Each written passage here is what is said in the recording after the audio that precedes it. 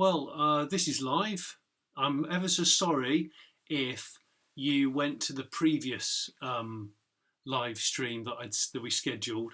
I mucked it up about 45 minutes ago. I was trying to do a trial run and it didn't work. So, well, it did work, but I didn't expect to do it. I was supposed to be doing a dummy run. But anyway, so welcome to another Late Break Show car/pub quiz. I wanted to just say thanks for everyone that tuned in last time. It was February the 7th that we did the last one. I want to check that anyone who's watching this can actually hear me. So I'm just going to make sure we do a sound check first, because last time we had a little bit of a sound issue. Let's see. Hang on. And I'll do a little bit of a Q&A before we start.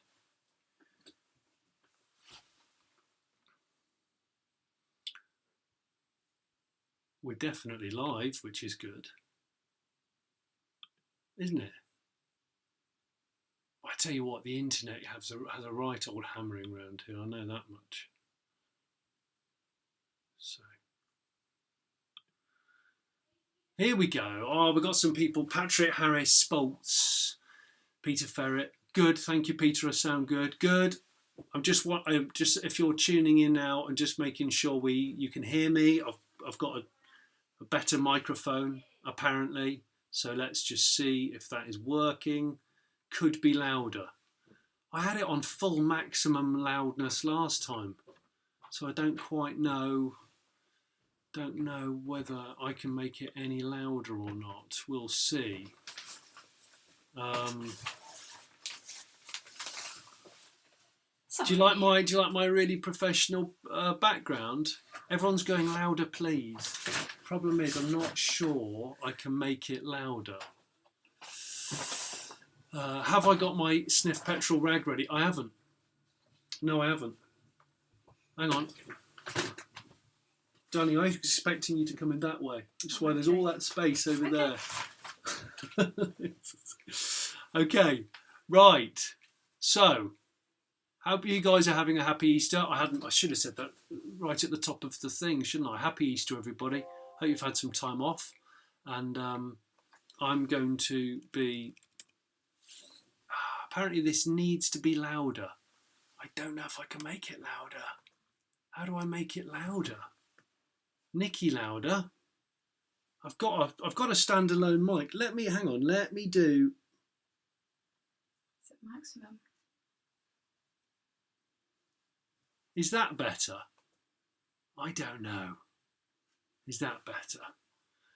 Dave Rome, hi Johnny, what do you think of the Vauxhall Nova? I always wanted to know. If I'm honest, Dave, I used to hate them because of the sort of people that drove them and the style in which they were driven, but I'm coming around to them now because I don't see them every day anymore.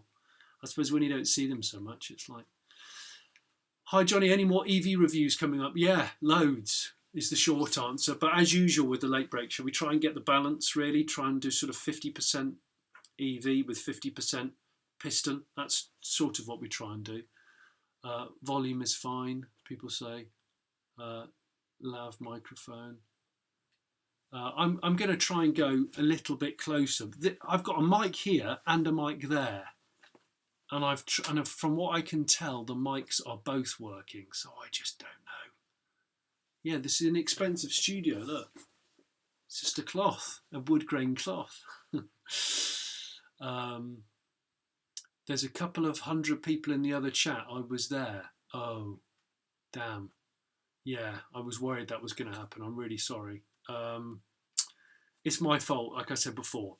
About 45 minutes, an hour ago, I accidentally went live on the scheduled stream to try and run a test. I was not supposed to do that. So I can only apologise to people who have done it. This is the second time I've mucked it up. Anyway. Trent Trevorrow. Johnny, what's your favourite Lotus? Easy. Lotus Carlton. Although I am coming around to 70s Loti. I used to really not like many of them. But the Eclat, I'm coming around to that. And the sort of, even the Europa, quite like them now. Evening and happy Easter from Norway. Hey, Kai Peter, how are you doing? My wife is here. Chops is here. There's a green arm. Hello. Sorry, it's my fault. I find the technical stuff with the live streaming, plugging with the software, actually quite difficult. To put it politely, I have a minor meltdown. So just trying to get this in place. Well, we've got, as usual, I was going to say, we've got 3 questions for each round. There's 3 questions from me, 1 question from a viewer / listener, depending on how you look at it, and then one question each round from my friend Rich Porter. Yeah. You really are mucking this up, aren't you? I mean, the whole idea of the background is it doesn't move. And people don't know. My jumper game is poor jumper game this time. Well, it's because we don't have any heating in this particular room. It's bloody freezing. So I'm very sorry. Yeah, that's Chops. It's just his Chops. Do you want to come in and say hi? No, I'm just messaging the other group actually. So if you can give me a couple of minutes. Yeah, Do you want to go through the running order? Right. So okay. Here we go. We're going to start the quiz. I've got my rosé.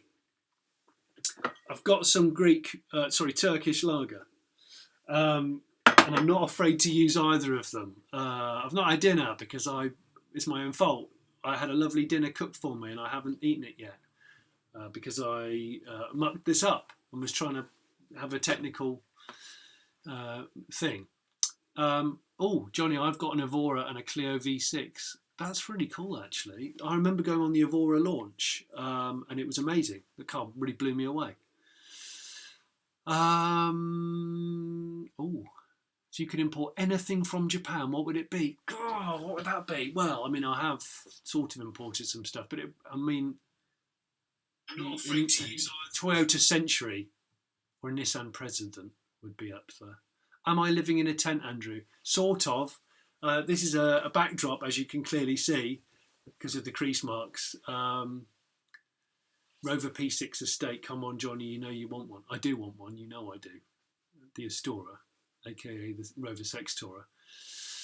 So I'm going to open my beer and we're going to have 5 rounds tonight. Each round, as I said, has 5 questions. 3 from me, 1 from a viewer / listener, and 1 from Rich Porter, my partner in crime on my weekly podcast called Smith and Sniff, which comes out every Monday. So 1 will be out tomorrow. So that's the way we're going to do it. All right, is that a shower curtain? No, it's not a shower curtain. It's a very expensive backdrop. It's a backdrop, very expensive backdrop. With a plant. Yeah, that's a real plant. It's not all fake. I was going to do a filter, an Instagram filter, make my lips bigger and things. Oh, it makes you go weird though. Right. Okay. Let's do this quiz. Is everybody ready? They've got pens ready, pencils, no Google, because that's cheating. Let's do this. I'm not going to buy a green screen because I can't be bothered, if I'm completely honest. When our house is in a state of complete disrepair because we're knocking it down in 6 weeks. So you've got to understand our lives are slightly upside down right now. Lee Avison. Lee, thank you very much. Do you have a question? Oh, you're blowing me a kiss. Well, kiss is back to you. I mean, happy Easter. Let's start the quiz. Let's start the question. There's loads of Japanese import recommendations coming up and stuff like that. So, right. Round number 1. Is everyone ready? Round 1. This round I've called Beyond Car Making. In other words, car companies that may have made or be making other stuff. So question number 1. Oh, how's the Allegro, Johnny? Allegro's good. Got some progress on that. Hang on. Question number 1. Did Peugeot first make condiment grinders or bicycles? Did Peugeot first make condiment grinders, pepper grinders, salt grinders, or bicycles? Which one came first?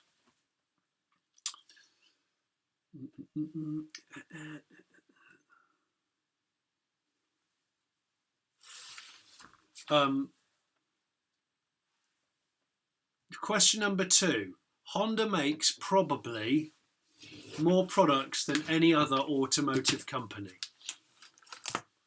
But their Asimo robot is up there with the best, if you know what Asimo is.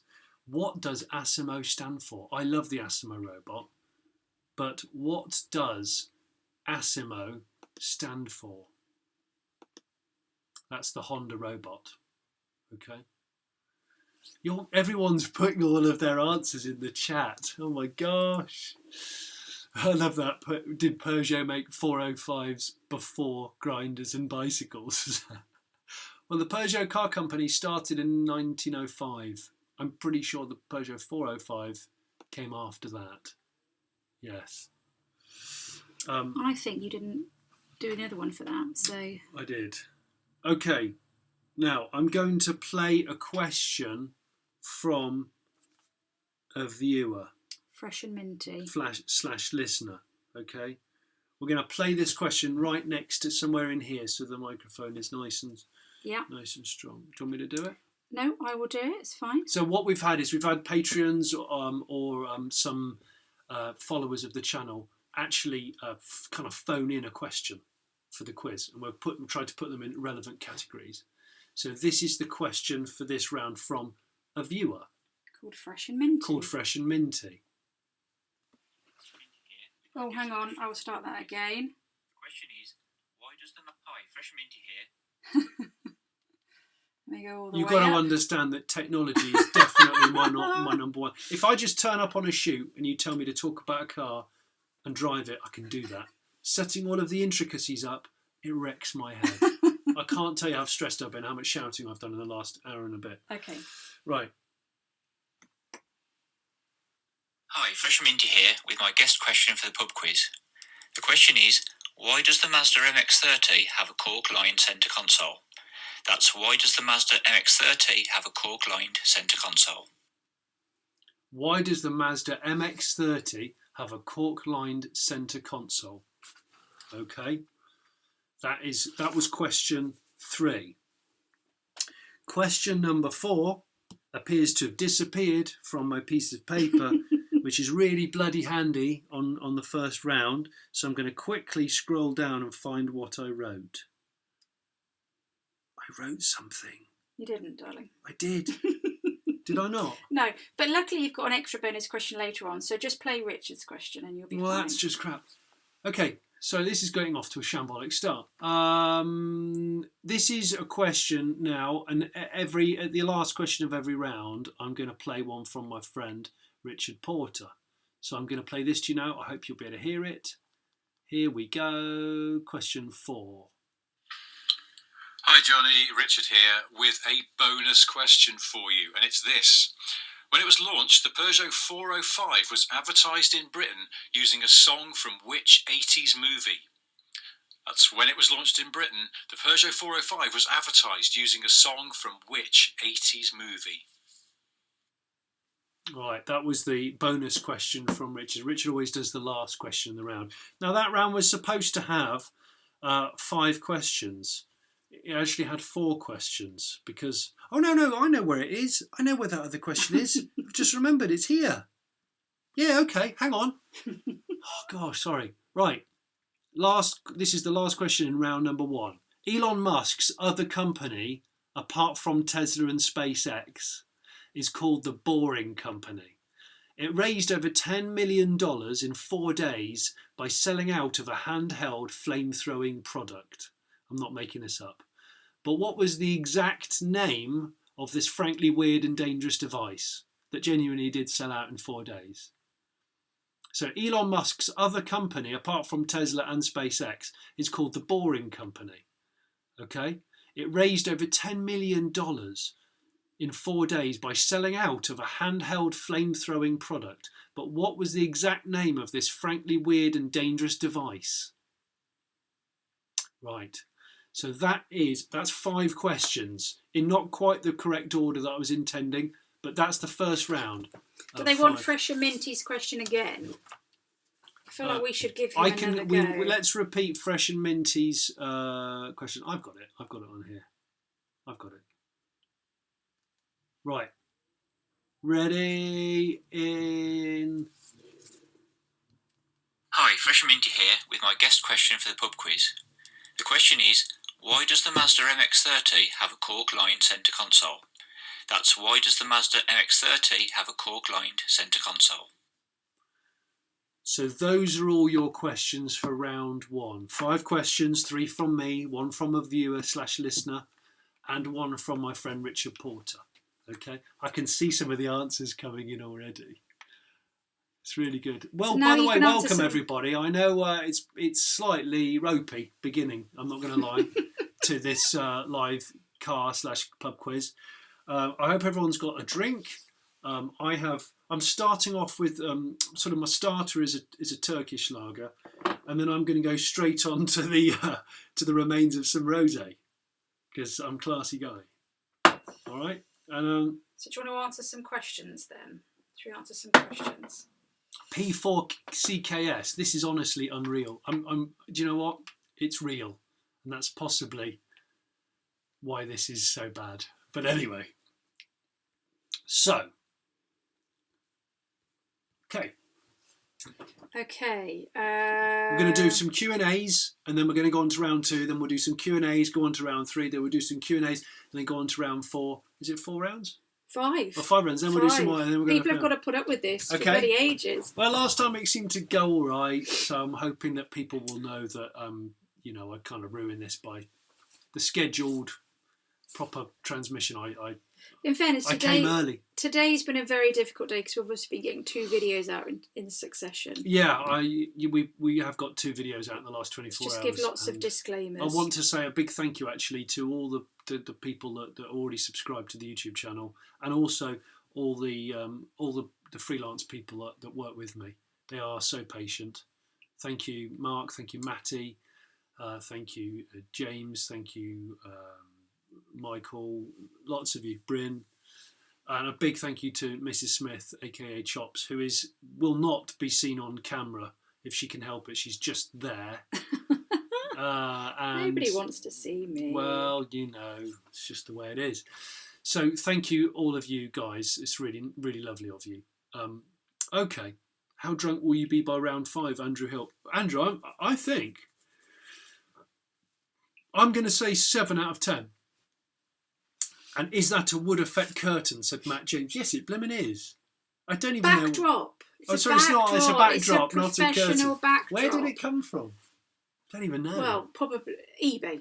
Yeah, eBay. Probably eBay. But look, it's meant to look authentic. It's got a plant there. Yeah. People just need to believe it. I think it's one of these things. It's like Father Christmas. If you believe, I believe I then can it's fly. real.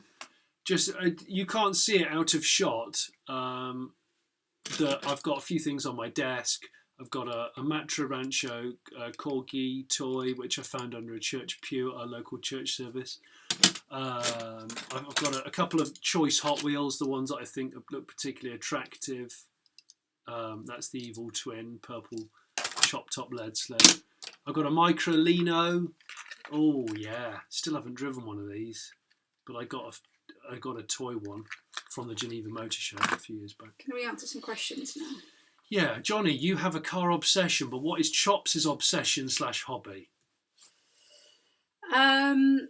What is your hobby/obsession? I think just anything that TikTok avoids you and being with you, maybe. Anything that I would say certainly from the last 12 months, anything that avoids not being around me. Or children, or anyone else that wants children. anything from me. No, I do. Everyone. Lee and Ian, you both like the backdrop. Of course you do. Can I ask you this question about? Feels like hang on, Stuart Brinicum. Feels like I've rushed into a real pub quiz when question 1 is mid-ask, disorientated and thirsty. Listen, don't worry. We've just done round 1. There were only 5 questions because it's small rounds. There's a really good question here by Upside Downy Head. I don't know what that means. I really hope it isn't rude. Yeah. How big, and this is quite poignant, how big is the new garage going to be? And it's poignant because you have heckled me publicly about the fact that I wouldn't let the waltzer... Oh, the Funfair waltzer. The Funfair waltzer into the house. And just to clear this up now, everybody... It's massive. His garage is massive. And I asked him to have it in... I said, look lovely in your new display garage, which is bigger than the floor space of the house. And he doesn't want to do that because he doesn't want to sacrifice car space. So, but anyway, big, really big is the answer to the question. The new garage will be pretty big if we don't, as long as we don't go bankrupt kind of building it. The garage and the house build has been a long time coming, about 7 years. Oh, someone's asked. Trevor's asked about the Honda E travel blanket that I wear around my legs when I'm doing a podcast because it's really cold up here. Here it is. Look, it's real. I haven't made it up. It comes in its own little tote. You open the tote, and then you've packaged it away. It's a Honda E padded travel blanket. I love blanket. that you've actually packaged it away rather than just sort of. No, I'm neat and tidy. Yeah, no. Here we go. Jim Connors has asked, will you have trouble with the Dvla when you go to update the car's details for the sleeper, for the Allegro? No, not at all. Because we won't be changing that much of it, really. I mean, no, I haven't got a problem with that. It's fine. Chassis is going to be the same. Suspension's half the same. Interior's the same. Just it's a different engine. Different engine size, different engine number. If anything, it's safer than the original car. I'll be fine. We'll be fine. Hoovie's garage big. I think I'm not on the Hoovie's garage level, guys. Hoovie's garage got proper money. Oh, but hang on. He buys Lamborghinis and dicks around with them. I'm not on that level. No, but oh gosh, Damar Brazov, I've not pronounced that properly. I'm really sorry. Will you keep the servicing pit? Actually, you haven't got the servicing pit in the plans. No, from the old garage. The old garage had a proper pit, a fiberglass pit, and I might do that. I might get a pit. Is Johnny messy? Someone's written. Oh, you don't want. No idea. What's weird is when I was younger, I was actually quite tidy, and I think as I got into adulthood and became a busier person with more responsibility, I've become more and more untidy. What do you think about a Datsun 100A? I can't remember what the 100A is like. Remember the 120Y? Remember the 180? Remember the 200? A friend of mine's got a 200, a nice one. The Cedric. Johnny is fifth gear making a comeback from Simon Giles. No idea. I'm always the last one to know. No idea. What's that? What about the UFH in the garage? UFH? Ken, what does UFH mean? I don't know what that... Oh, underfloor heating. Yes, I think it is going to... Is it going to have underfloor heating? No. Isn't it? No. I thought it was. Bollocks, I need to earn some more money.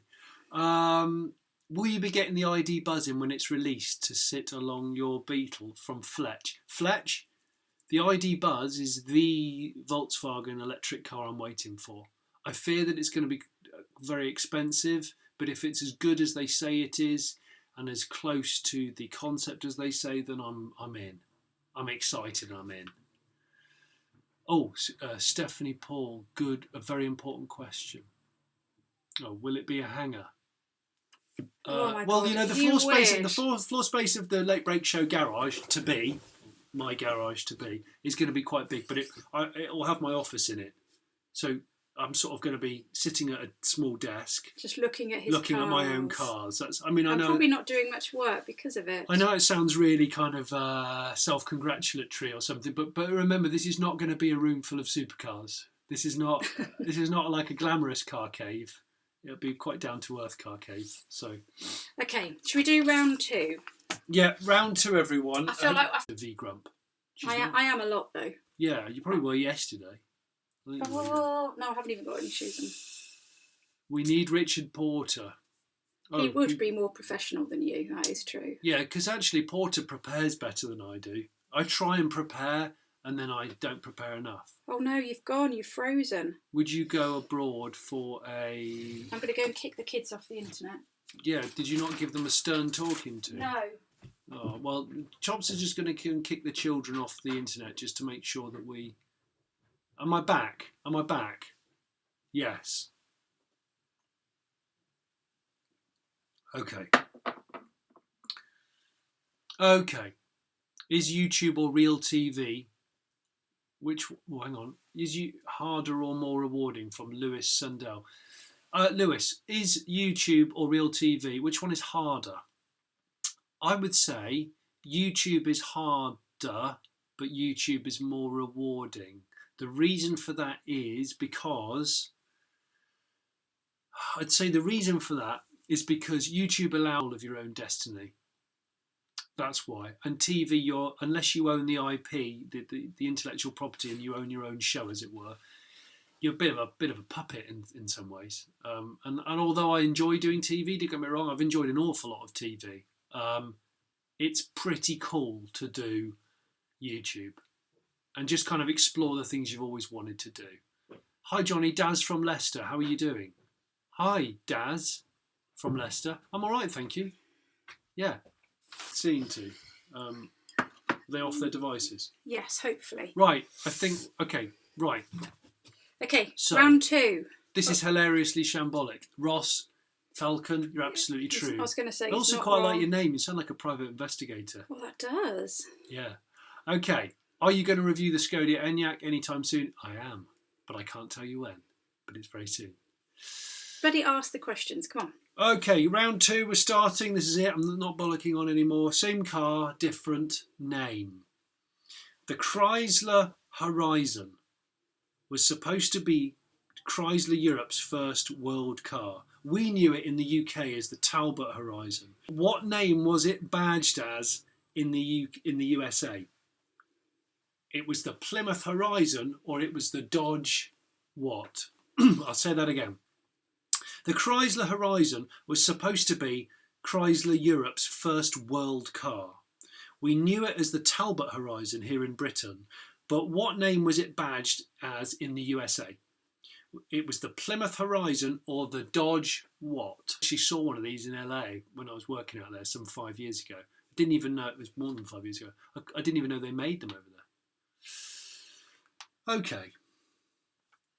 Question number 2. The Cadillac BLS, B for Bertie, L for Lima, S for Sugar. The Cadillac BLS, the small European Cadillac, was a dribbling sales wreck. But which car was upon? Okay, that's question number 2. Oh, I like to say. Derek O'Connor, your mum. What was it based upon? Your mum? Johnny, which classic car should I get for under 25 grand? That's another Johnny Smith.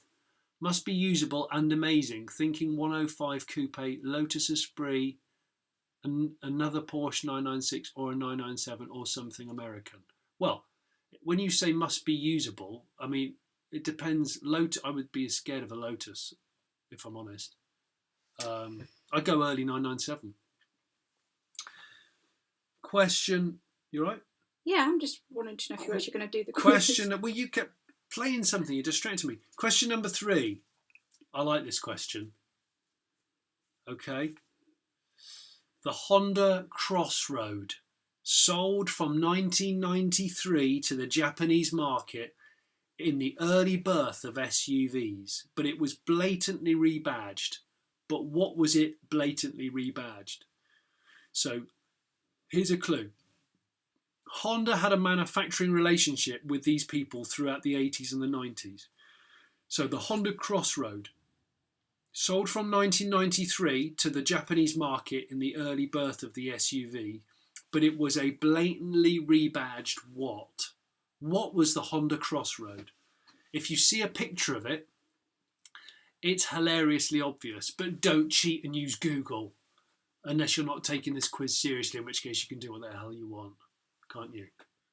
PowerPoint presentation, someone has put Finners. I can't do PowerPoint.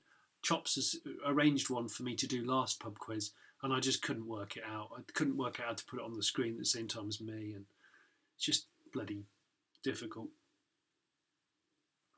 Right. The next question is the next question is our guest question, and I am going to. Who's this one from? Does it not say? Yeah, I'm going to use this. Sorry. Okay, this is a question from a viewer called Pete Norrish. Here we go. Hello, my name's Peter Norrish, and my question is as follows. The Asuna Sunrunner, Chevrolet Tracker, and Santana 300 are all rebadged versions of which Japanese car? Oh, I'll play that again. Hello, my name's Peter Norrish, and my question is as follows. The Asuna Sunrunner, Chevrolet Tracker, and Santana 300 are all rebadged versions of which Japanese car? I love these questions. They're brilliant. Thank you very much for that, Peter. Oh, he's actually asked, can he have question 2 again, ironically? Who, Peter? Peter. Oh, question 2 from this one, round 2, is the Cadillac BLS, B for Bertie, L for Lima, S for Sugar. The BLS, the small European Cadillac, was a dribbling sales wreck. But which car was it based on? What was it based upon? No, not better at driving. Me and Jules compare notes. Privately? No, you don't. Yes, we do. Okay, so that is round 2 complete. Okay, we're going to have a bit of a Q&A. I'm just scrolling through and looking at connectivity issues, buffering and unironed background. I'll tolerate one, but not both. Well, I'm sorry, James. You and me both, quite frankly. James, can you tolerate that, but not the buffering situation? Can people concentrate on the plant? The plant's here, look, it's looking good. What else can I show you? I've got so many horrible things up here. Someone's asked Trent Trevorrow. That can't be a real name. Just got these lying around next to my desk. Don't show everything. I don't show everything online. Say, you've got I'm not that kind of guy. Trent Trevorrow, great name. It is a great name. Is TIFF 7? Didn't we have this last time? Does this always come up? I think Did he ask this last time? Yeah, I think. Who's put that? Tom Kirkland. The internet isn't great in the Fens. We do not live in the Fens. How very dare you? All right. Hang on a minute. The Fens are nice. Don't be weird. You're hangry. It's cheap land. You're hangry. You need a packet of crisps. I feel like I'm too young for most of these questions. Hey, there's going to be some younger questions. Cue question 5, please. The feed was frozen. Okay. So P4 CKS. Is that meant to say Pax? He's asked a few questions. Yeah. Hang on. We need question 5 again. Five was Richard Porter's. Hello, Johnny. Richard here again with a bonus question. We all know the Volkswagen Empire is referred to as VAG, but what do the A and G stand for? So that's, what do the A and G? Oh, was this Lee Avison who's just put a Tom Ford and Megane RS press? Yes, we will get better communication in our new house, but we will be living in a caravan for a year. So if I do one of these from about late May onwards, it will be in a bad caravan. Okay? Please feel sorry for me. Patreon question, Stephen George. Yeah. He's asked, the GI Yaris is trading at about 5k over its list price. At least. Is it? I've seen more than that. Silly, question mark. No, it's perfectly expected. I think cars like the GI Yaris are selling quickly and people are paying over the odds, and I think that's just the way it will be. And the same with the Suzuki Jimny. The Suzuki Jimny for a period was selling 20% over its book price. And that's amazing for a car that isn't a sports car or a limited edition exotic, you know. Let me just go and check. Sorry, this is a lovely idea, but your internet connection is so poor we can't follow you. We are trying to resolve the internet. I'm just double checking that. Yeah. Don't worry. The internet will improve. I'm sure it will. Are you doing Grand Designs? Caravans are popular on Grand Designs. That's Donald Smith. We're not. I don't think we're doing Grand Designs. I don't think our house is worthy of Grand Designs these days. SF, how's the tortoise? Is she doing well? She's doing really well, thank you. So I'm still amazed that she's alive, if I'm honest. She was in hibernation seemingly for 5.5 months outside through bloody snow and everything. Amazing, really amazing. Yaris, exactly, Chris. Smith and Sniff podcast severely binged the last few days cruising around Scotland in my E39 touring. Thank you for that, Tom. Thank you for listening to the Smith and Sniff podcast. It's on, if you haven't heard it or you haven't subscribed, it's on all of the outlets like iTunes, Spotify, Amazon Music, Acast, that kind of stuff. If you owned a Volkswagen EV, would you put a Volkswagen badge on it? Yes, VMAX, I might do. Although the whole thing about changing their name was a bit shitty. I called BS on it instantly. Tubes Hewitt, pint in the Crown when it opens. I'd like a pint in any pub when it opens, quite frankly. Dupe Major, what classic car does you saw him in the recent Beetle resurrection video. My brother's daily driver is a really high mileage, fairly hanging Mark IV Golf. And his classic car is a Trabant 2-stroke. In fact, it's the last month of the last year of production Trabant, and it's a deluxe model. And I bought it for him, and there will be a video on that coming up at some point. You need a wet towel and iron, and a long E-freight line was modified. Alan Partridge. All right, James. Internet like driving through a woodland with small glances at the sunset. Andy. I have just kicked them off. But I don't know whether people want to maybe reload it, refresh it, and that might help. Because other than you, there's nobody else on the internet now. Okay, that's it. We're going to go for round 3, people. All right, we're going to go for round 3, and that's that. And it's TV and film. We did do this in the previous pub quiz, a bit of TV and film cars, but you know, it's such a rich mine. We're always going to dip in and out of that one, I think. So bear with me, get your pen and your paper. You know those little pens you used to get from Argos? Maybe one of those. Right. Anyone know why Argos didn't reopen during lockdown when all the other shops... No, they've shut. They've gone into Sainsbury's. Oh, okay. That's not exactly a relevant question, but... They've not shut, but they're in Sainsbury's. It's online only. Yeah, okay. Any news on the Citroen Ami, Johnny, from Richard Grimwood? Well, no, I haven't heard any news on it. I don't know if they're bringing it into the UK yet. I'm going to find out soon. What do you think of rumoured electric G-Class from Andrew Douglas? Andrew, it's totally going to happen. They just wouldn't let me say it on camera. And it's the G-Wagon that Mrs. Smith really, really wants. Although it probably will be about 130 grand.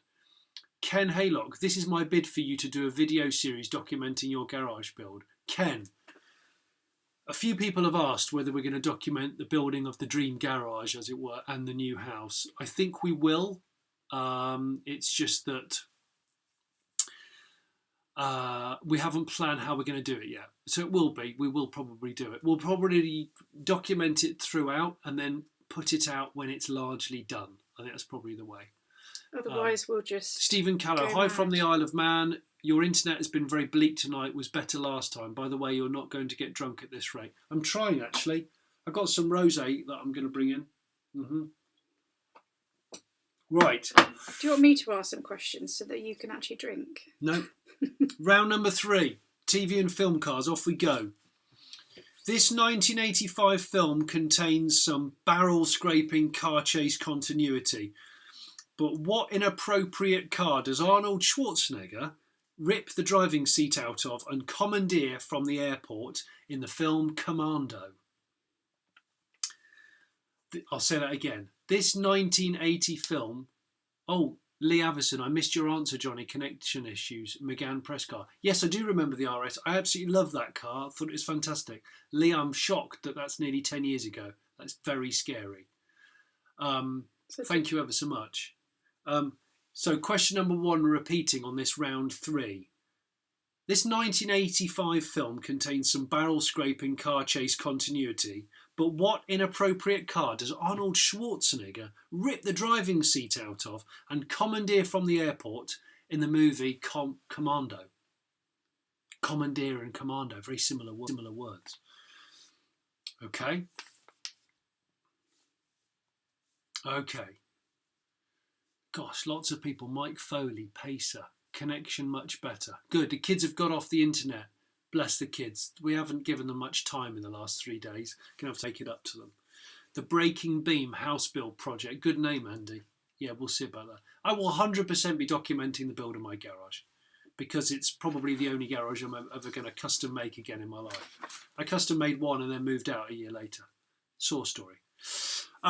So that is question 1. Question number 2 on the TV and film cars round. The year is 1992. The film is Basic Instinct. Besides Sharon Stone's skin, there's a lot of Lotus Esprit on screen. But in the night chase scene, which ends in the black Lotus Esprit getting trashed, what does Michael Douglas's character drive? He drives it up a flight of steps, so he clearly doesn't give a toss about it. I just rewatched it when I was writing this thing, and it was terrible. So the year is 1992.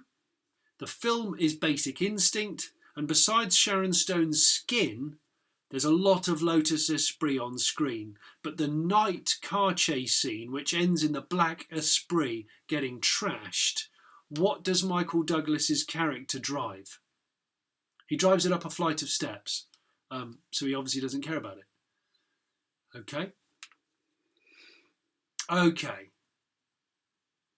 What's that? Live for travel. Johnny, we just watched a live stream from the Hebrides with no issues. Please sort your internet. We will. All I can say is we have to use 4G routers here. We can't use any form of internet broadband because it simply doesn't work. It isn't broad enough. So, but we will hardwire the new house. That's the way to think to get around it. We're using the strongest possible signal we have. Okay? Apologies if it's not great. Okay, so that's Basic Instinct question. That was number 2. Question number 3. Okay. The BBC series The Serpent has been huge this year. You might have watched it at the beginning of January.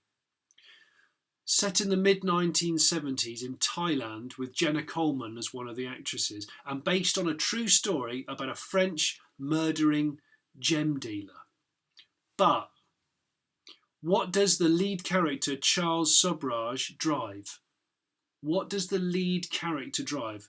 This is a multiple choice question. Is it A, Toyota Corolla, B, Datsun 180B, or a C, Fiat 1500? Tree Club, thank you for pledging something to. Thank you. I love it when Chops is the lead. Well, yeah, the sad reality is Chops is always the lead. Right, okay. Question number 3 again. The BBC series The Serpent has been huge this year. If you haven't watched it already on the iPlayer, it's brilliant. Set in mid-1970s Thailand with Jenna Coleman as one of the main roles. And based on a true story about a French murdering gem dealer. But what does the lead character, Charles Subraj, drive? What does Charles drive? Quite cool cars on that show. Very, very highly recommended for the acting, the clothing, and the cars. Is it, this is multiple choice, is it A, Toyota Corolla, B, Datsun 180B, or C, a Fiat 1500? Lars Lindquist, I'd say with a name like Lars, you're probably in Sweden or Norway. Thank you so much for your comment. No need for apologies. Love it. Great work as usual. Also, lots of exclamation marks. Thank you. Well, AB, bless him or her, has put, bless him, he's put, I'm bemused at the way that some internet speed complainers seem to think you have a better internet option and you've decided not to use it. I promise. We haven't done that. We haven't. I promise that we are using the best internet ever. Love you guys. Too stressful. See you in the next one. Oh, she did try though. She did try. Okay, so question number 4 is going to be from one of our viewers actually that they've kindly recorded, and this one is from Paul. Let me find it, and it's going to be Paul. Where is it? Oh yeah, here we go. Okay. And the answer is the Lamborghini Countach. Oh, no. Damn it. Stop it. Go. Stop. Well, that's no good, is it? Oh, hang on. Hopefully you didn't hear that because I was shouting. This is what I was going to ask. Hi, this is Pete from Birmingham, and here's my question for the Late Break Show pub quiz. In the Cannonball Run series of films, there was always a Lamborghini Countach in the opening scenes. In the second film, when the Lamborghini was being chased by police, it pulled off into a construction yard where it was washed off by water and changing the car's colour. My question is, what colour did the car go from and to in this scene? Someone's put Brexit Internet Solutions.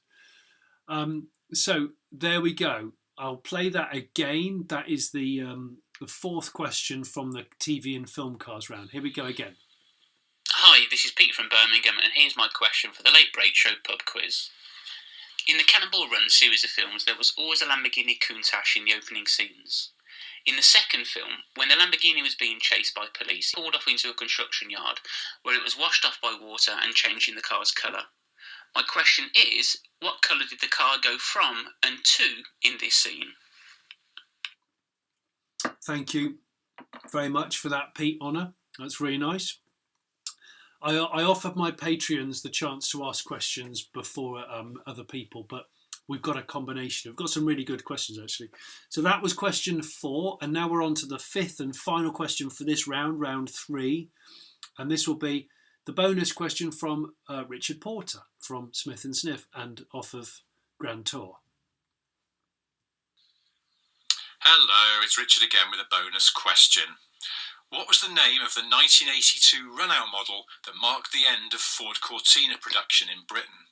That's what was the name of the 1982 run-out model that marked the end of Ford Cortina production in Britain? Someone's just written, Johnny, given your success on YouTube and how much people love you, if TV offered you a way back, would you consider it? You make it sound like I'm going to do one last job as a bank robber. Of course, I will still do TV work. It's just that I don't sit and wait for it. I suppose that's the brutally honest answer. TV's very slow moving, and it's a bit of a hurry up and wait situation. The glory of YouTube is you can self-publish and you can be as busy or quiet or manic as you want. Lots of people like your bottom. What on earth are you talking about? There's a chap called Derek who really likes your bottom. Right. It's true. Okay, I'm going to play that one more time. Hello, it's Richard again with a bonus question. What was the name of the 1982 run-out model that marked the end of Ford Cortina production in Britain? That's what was the name of the 1982 run-out model that marked the end of Ford Cortina production in Britain? Someone's put, whatever you do, don't make it a serious. I've not laughed so much. This is not a serious pub quiz, as you've probably guessed. And it's also not in a pub. It's in a spare room with a fabric backdrop and a real tree. A plant, not real tree. It's real. Okay, those were all of the questions, 5 questions from round 3. Let's do a bit of a Q&A. Rai Zarg Gregory, how did you meet your wife? Well, it depends who you ask. I met my wife the very, very first time. Sadly, I was too drunk to remember because I was still living with an ex-girlfriend and it was complicated and I was having to sleep on a beanbag on the floor and I was drinking my sorrows away at a staff Christmas party and she came and chatted to me. And I actually didn't come and chat to you. You were at the bar. I came to the bar to buy a drink, and you were telling somebody else the most horrific, most tragic story. That I actually had to ask a question about it. Truth. And Truth. then you don't remember that. Listen, 2020 and 2021 are definitely going to be the years for being brutally honest. That was brutally honest. I know you can limit your frame rate in apps like OBS when streaming. That will improve the stability. I am in OBS. I've got to tell you, it's one of the most confusing pieces of software I've ever negotiated. Matt Tester, Johnny, we need you for our Nürburgring meet pub quizzes. Be quite happy to do that, Matt. If any chance to get out these days, I'll bloody take it. My family hates seeing me so much. In fairness, a few people are suggesting the Tesla Starlink thing. Someone else suggested that to us, didn't they? Starlink? Yeah, maybe we should give that a go. Yeah, I don't think we're going to be hardlining anytime soon. It's all going to be 4 or 5G here. Johnny, if the phone was ringing, would you choose 5th gear or top gear? What, as in phoning a friend or for a nice chat? Well, I don't know. I mean, if you've listened to the Smith and Sniff podcast, I was actually... I talked about the fact that I had several auditions for Top Gear, both Top Gear, the main show, and Extra Gear, which was the sort of side bit. And I got quite close, but I didn't actually end up getting a job. So my wife, Chops, she never wanted me to do it. She's always said it would be a poison chalice. And we'll never know. Although I do have some good friends that work on Top Gear. I know, I was going to say. Behind the scenes and on screen. Like, and obviously Chris is lovely. Obviously Chris Harris, who I really like. And I actually think the current Top Gear setup is the best it's been thus far. Right. Do you like Italian cars? You look like you don't. From somebody that's name I can't pronounce. Do I like Italian cars? Yeah, there's a lot. Well, I've had a couple of Fiats. I had an Alfa Sud. I would very much like a Maserati Ghibli. Ferraris are okay. I'm a bit fussy with Ferraris. I don't know if I'd ever really want to own one necessarily. Yeah, there's a few. There's a few Italian cars I very much like. They're an acquired taste, no problem. No doubt. Trent Trevorrow again. I mean, just the best name. Johnny, would you do Celeb Who Wants to Be a Millionaire with Jeremy Clarkson? Is that a thing? Is there a celeb version of it? I don't know. Oh, you should go. Oh, you should go on that. I've never met Jeremy Clarkson. I'd like to meet him. You could go and go. Obviously, I've got a friend who knows him quite well. I'm just gonna. Right.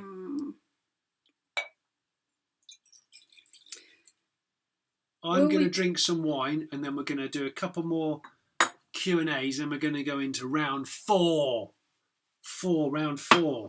of 5 rounds. Somebody asked, did I fall for the Johnny lamb chops?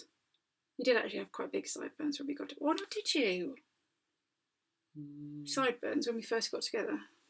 Yeah, I did, yeah. Yeah, I had sideburns when we first got together. I mean, there was a lot going on, wasn't there, at the time, with your hair and your face and everything. It was... Adam Mortimer. Hello, Adam. Thank you for your question. Hang on. Hang on. I've got to scroll up. You're disappearing. Hang on. Given that you guys own a Nissan Figaro, do you have any opinions on its cheapo basis, the Micra? I own a K11. The K11's the best one. That's the bubble Micra. What I would say, Adam, is... Yeah, the Figaro is based on the K10 Micra, but the K11's my favourite. I think it's the best overall car. I think with that 16-valve 1 litre, it's such a good indestructible car.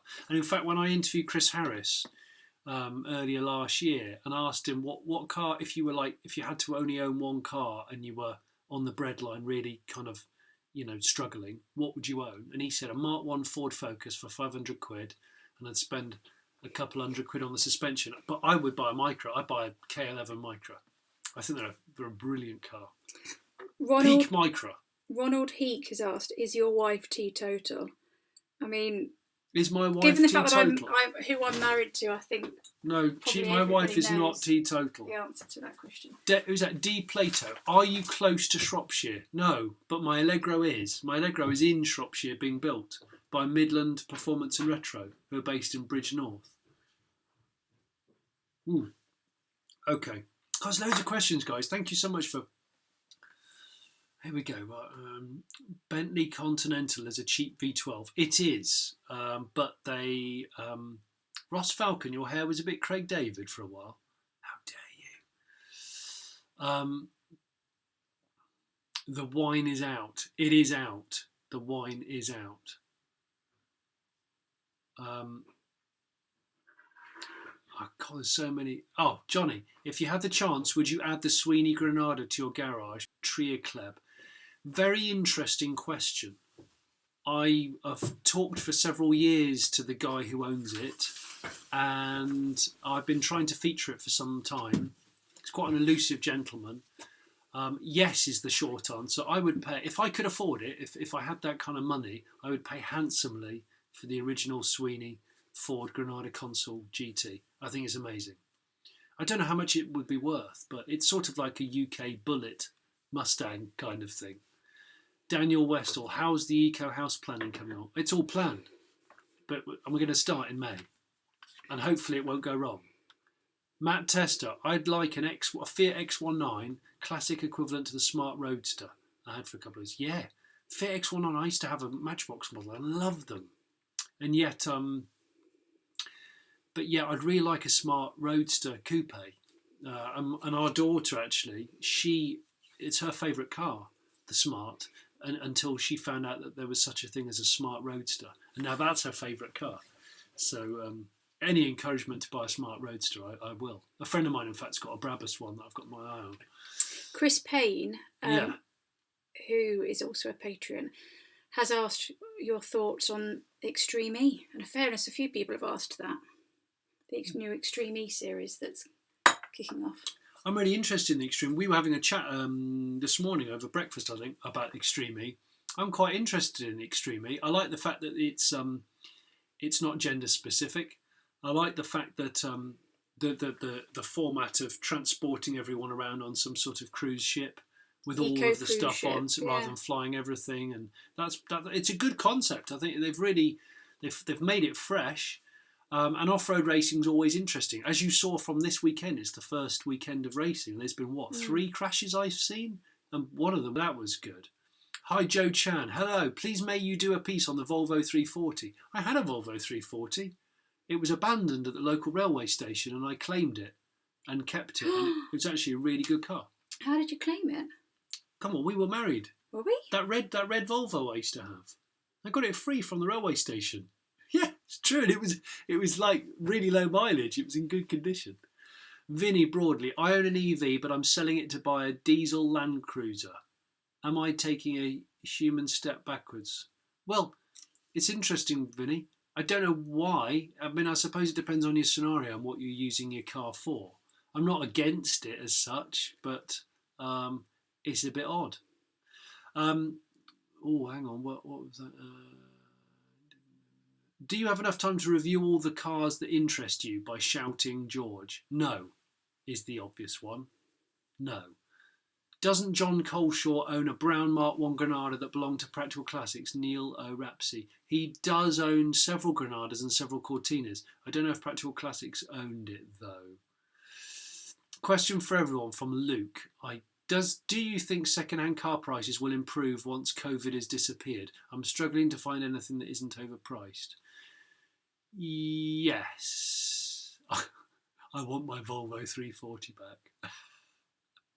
Well, it was actually his. Yeah, right. Well, I tell you what, if you want your Volvo 340 back, I can give you the number of the person that runs the car park in Peterborough railway station. And that car had 18 months of unpaid tickets, car park day tickets. And each day it was 12 quid. So you do the maths. I offered to take it away. I sweet talked him for a few days. I just don't remember. And that car had been lightly vandalised. I got new backlights for it, and I cleaned it inside. It had heated seats, and they worked and everything. It was in really good nick. And that was just as young people were starting to drift them and things. Right. Ford RS 2000, Peugeot 205, or Renault 5 Turbo. Oh, RS 2000, 205. It would definitely be out of the 205 or the 2000. Renault 5 Turbos are cool, but I wouldn't want to own one. I think they're a bit of a grenade. I think I would probably go for a 205 if it was the GTI. And if it wasn't, I'd go for the RS 2000. Thanks for the question, though. That's quite a cool combination of cars. Nissan Bluebird or old Toyota Carina? If it's rear-wheel drive, Carina. But I do like a Bluebird, as long as it's a saloon. Didn't like the hatch so much. Not sure why. Your view on the Opel Manta Coupe, please, John Irwin. My view on the Opel, the later ones with all the body-coloured bumpers and stuff, they're a bit wife-beatery, I always thought. They were always driven by super rough-looking guys. So a friend of mine used to call them the Opel wife-beater. But I like the early ones. Is it a Manta A? I think it's the Manta A, which is the best one. This wine is wonderful. That's because someone's put it out, you've got an empty stomach. I've got an empty stomach, it's true. I've got a roast downstairs that's stone cold. It's such a shame. Asson has asked, apparently he commented on the last video, what shoes you were wearing. Oh, they were the Converse. They were Converse, like smart shoes that you bought me for Christmas. I did, yeah. And they're really, really comfortable. They're leather. I'll get the model of them. But they're like a smart high top boot. Sort of leather with a kind of, There's leather with a very, very soft sole. A bit like me.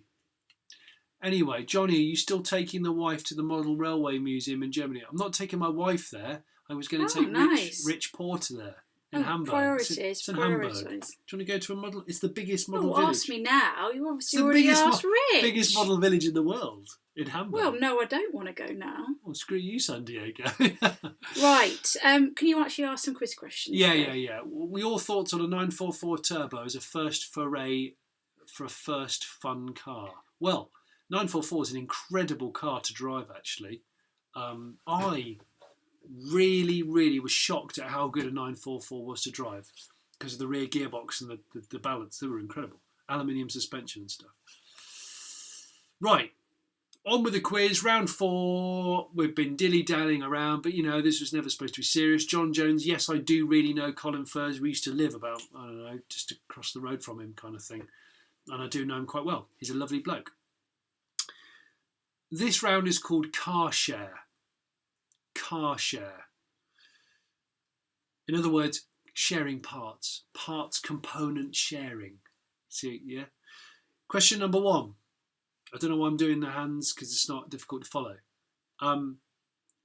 The Jaguar XJ220 celebrates its 30th anniversary this year, which is amazing. It used rear lights from a Rover 200. But can you name the first choice of rear lights that were going to be used on that car? Okay. Oh, Emily Croots, come back. She was really trying and then she went and then bless her, she's like almost got away and gone, I'm going to try again.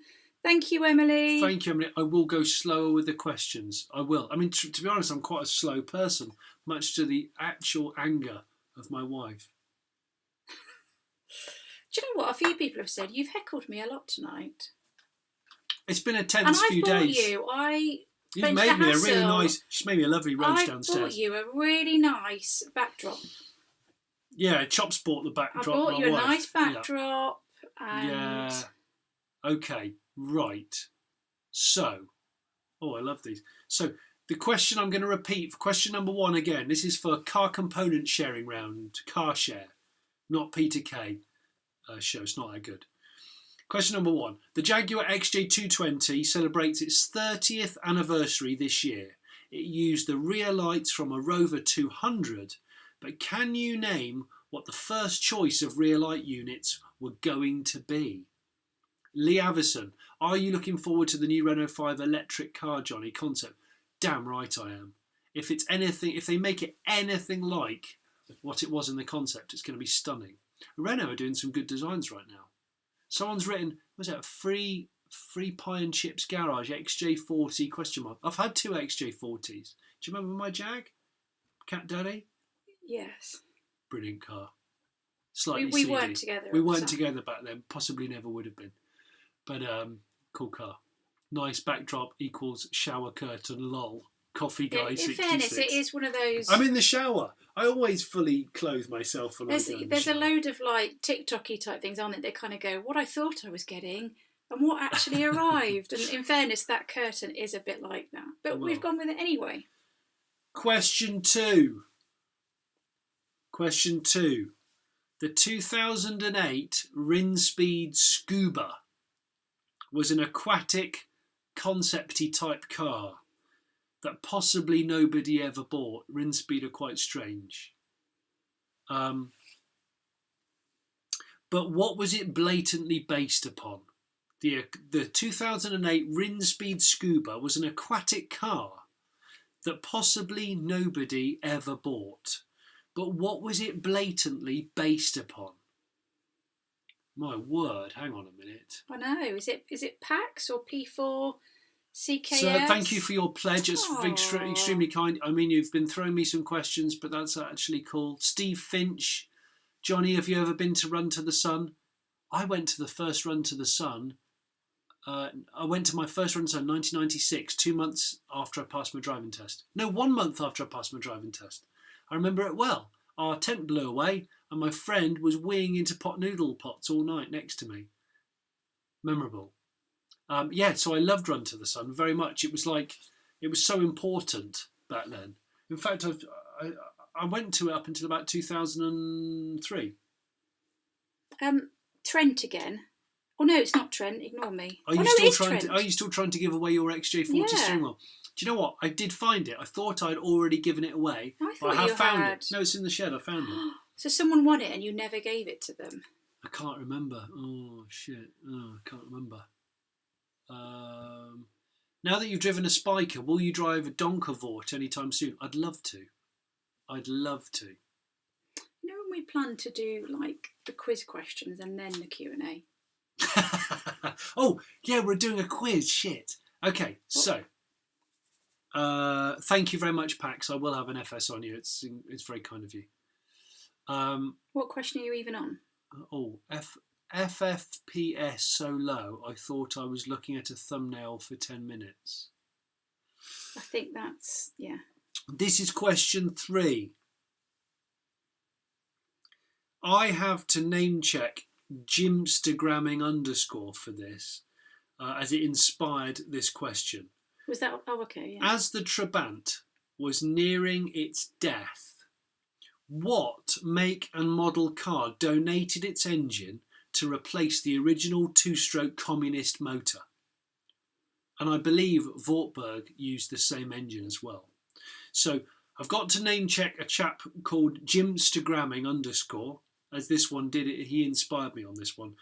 As the Trabant car was ending its production, nearing its death, what make and model of car donated its engine to replace the original 2-stroke communist motor?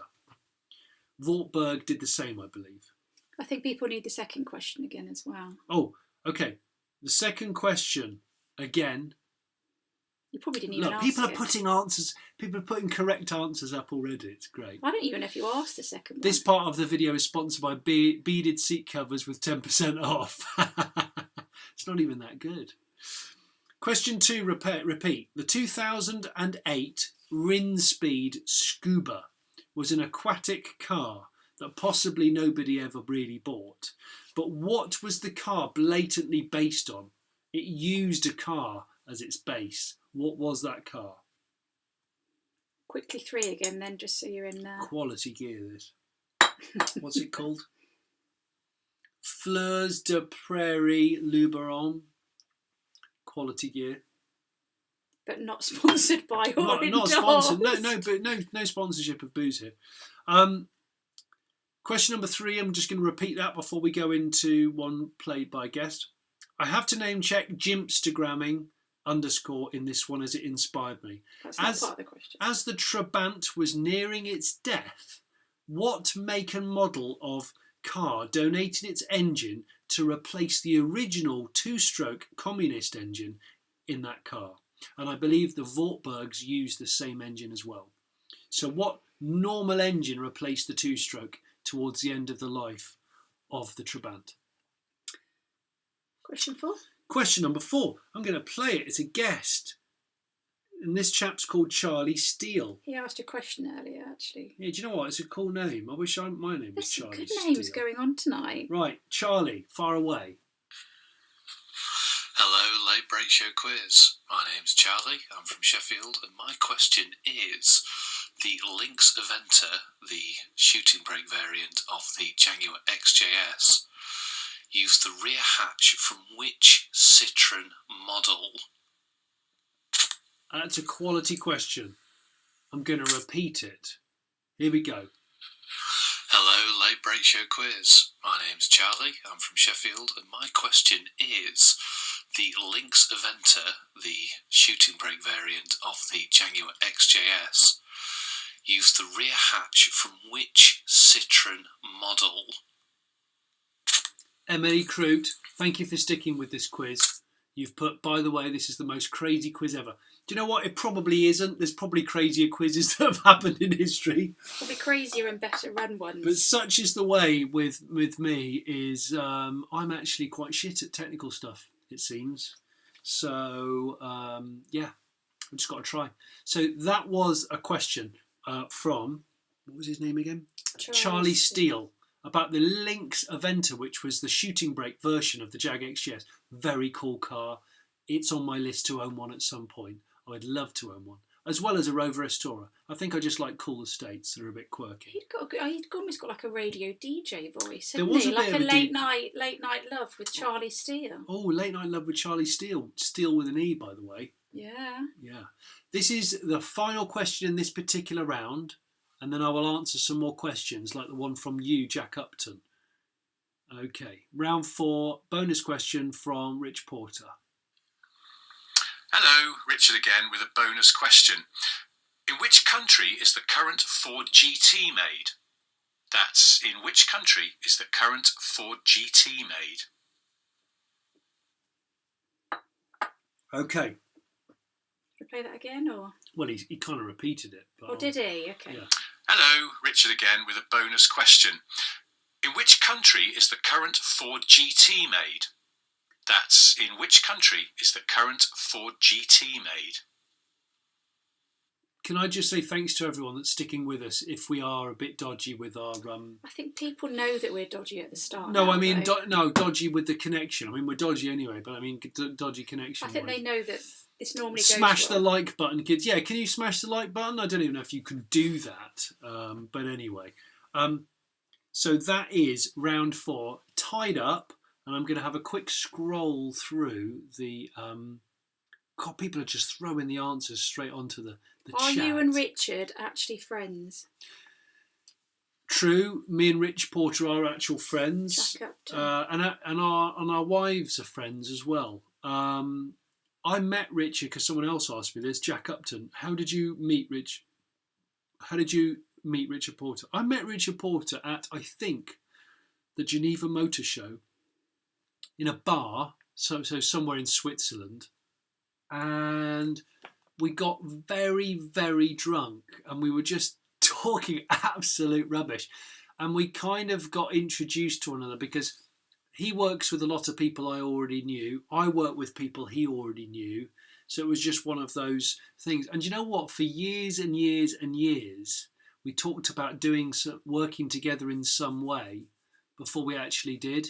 But because he was working on Top Gear and I was on 5th Gear, there was never any way our paths would cross, really, apart from at a launch.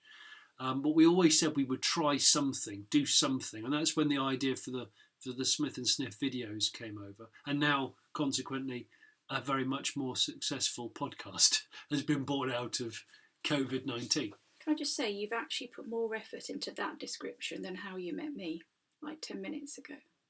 Well, we didn't finish talking about how I met. Exactly, you got bored. A few people have asked how I met my wife. No, I didn't get bored. Rich gets like, I mean, didn't get bloody bored.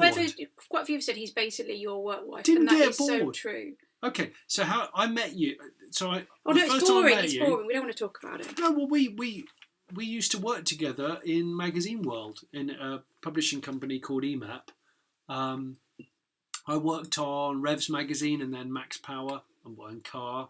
And you worked in marketing department of some of those mags. So our paths crossed on that front, didn't they? They did. And actually, when we were working together, I properly fancied her, but she didn't want to know. She was not interested in me one bit. But that's the way it goes, right? It's, sometimes you just got to keep trying. God loves a trier. Right. Ian Donald, what's your opinion on the Audi TT Mark 1? Switzerland is £10 a pint. It's true, it is really expensive, but I've got to say, Ian, unfortunately, we were there with a guest, and I'm trying to remember, I think it was Ford or Mitsubishi, and they put some money behind the bar, and that meant that we could very much drink, and it was funny. Your wife deserves parole. My wife's lovely. Oh no. My wife's lovely. It's just, I think, with all marriages, and especially what 2020 has thrown at us, it's no doubt it's been difficult. And I feel sorry for her because A, she has to put up with me in the first place, but B, usually I'm away a lot, so she has a bit of downtime. There's been no downtime in 2020. I've been here the whole time. I took one flight in 2020. I normally take a flight a month or more. Happy Easter to everyone that's joined us since I said Happy Easter last time. Okay, where are we now? Do you want to do any more questions? Ross Fowl, he smashed the like, but there's people. It would be really nice if we could see both of you. You're not going to see my wife. She refuses to do it. She's there and she's beautiful. I'm really and not. She's sassy and ratchet and what's the other word? Bougie. She's sassy, bougie and ratchet. But you won't see her. She's like a phantom in the night.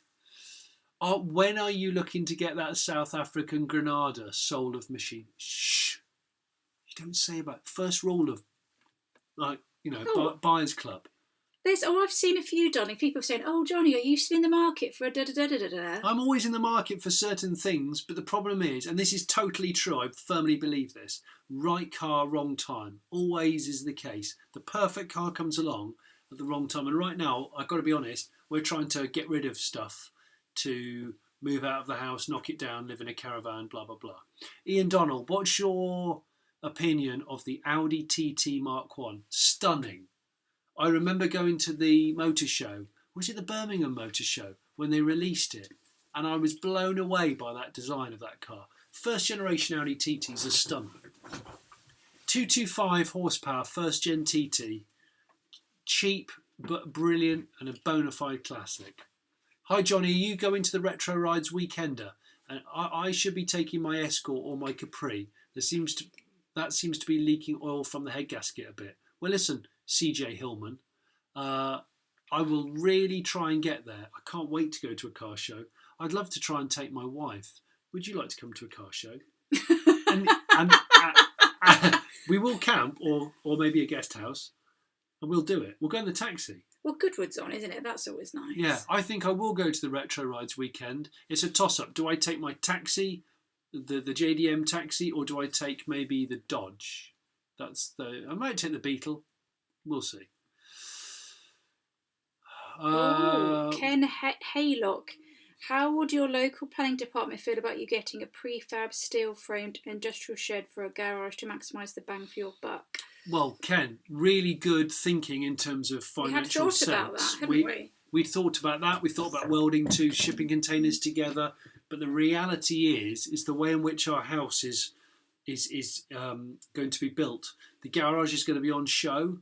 And Chops, my wife, doesn't want a prefab building on display or a shipping container. So it has to be... the bottom line is the garage will look like the house, but it will just happen to have a garage door. Okay, do you want to know what actually happened now? I think people might say what actually happened. Chops doesn't mind storage containers, but when we were looking into it, when we spoke to somebody about it, to weld them together and to then cut them out, there was actually quite a lot of work there, and we realised quite quickly that it's probably easier just to lay a few bricks and clad it rather than actually. Yeah. So, are you turning into Alan Partridge a la Series 2? Dan Wright.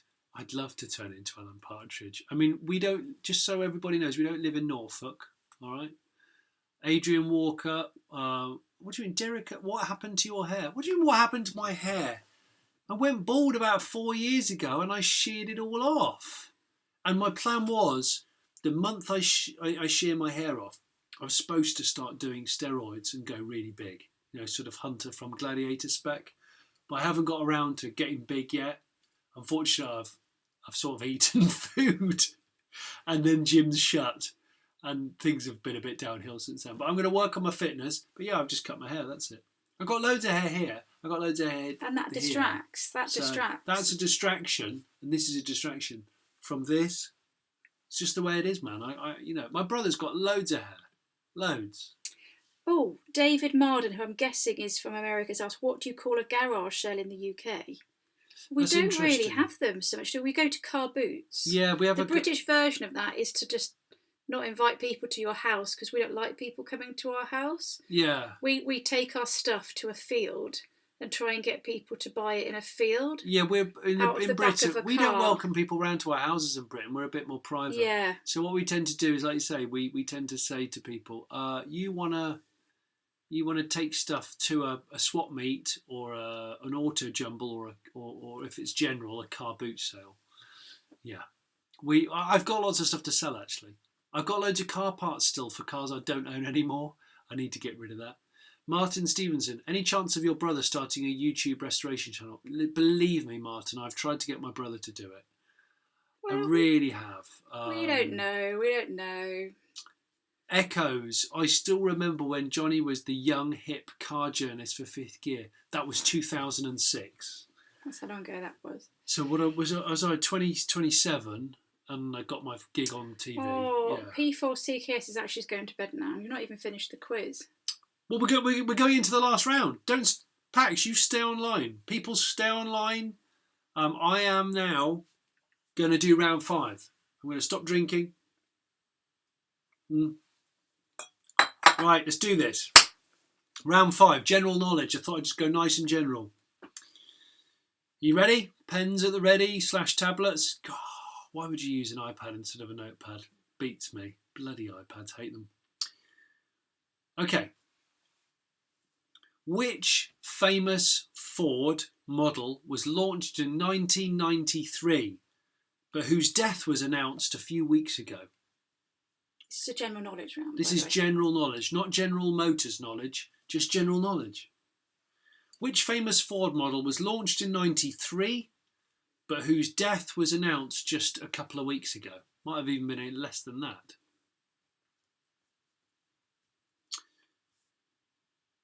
Question number 2. Which following car model is made up? The Austin Gypsy, the Nissan Pike EV, or the Peugeot Traveller? Which car model is made up? The Austin Gypsy, the Nissan Pike EV, or the Peugeot Traveller? Wife and kids are watching Top Gear, sneakily watching this on my phone. Well done, Tom. Is that like that kind of pocket thing where he's got it down his side? Yeah, he's got it down the side. Like on a kind the of down cheating low. boyfriend where he's sort of texting his sort of... I don't know what cheating. Well, there's songs about that, isn't there? The fact that you're kind of pocket texting. Pocket texting. Lee Avison. Ben, there is going to be a Max Power reunion. Is there? Oh, okay. So that was my final. That was question number 2. Question number 3. That's the final question from me. Then we go into 2 bonus questions. Question number 3. In June 2020, that was last year, just so everyone remembers, Prime Minister Boris Johnson's Jaguar XJ was crashed into when leaving the Houses of Commons. But what crashed into him? Or the car? In June 2020, Prime Minister Boris Johnson's Jaguar XJ was crashed into when leaving the House of Commons. But what car crashed into him? What crashed into him? Simon. Let's have a look at you, Simon. Simon, thank you very much for pledging. I appreciate that. Matt Tester, this is definitely better than Top Gear. Do you know what? I really appreciate the fact that you've skipped this for Top Gear. I feel like you've been shortchanged somewhat. Somewhat? Because this is definitely ropey compared to Top Gear. This was bad timing for Top Gear. Sorry, I joined halfway through. In fairness, Dan, that's listen. the best way. He's missed Sorry all the you've crap. joined. You know what? You can watch this afterwards. After the live stream is streamed, you can just watch it again. Great ad hoc evening, Johnny and the boss. Simon, thank you. Lee Avison pledged some money and asked which YouTube channels we watch together. Do we watch any YouTube channels together? We don't. No, not really. Oh my gosh, we don't watch any YouTube channels together. I mean, what YouTube channels do you watch? Well, I don't really watch YouTube. Chops does TikTok more than YouTube. I forgot you keep saying this about TikTok. You love a bit of TikTok. No, I think maybe like a lot of, this is going to sound very gender stereotyping now, but I think like a lot of women, I do like Netflix and Prime and that kind of stuff. I like a bit of and Netflix. And Johnny does YouTube. Tell you something.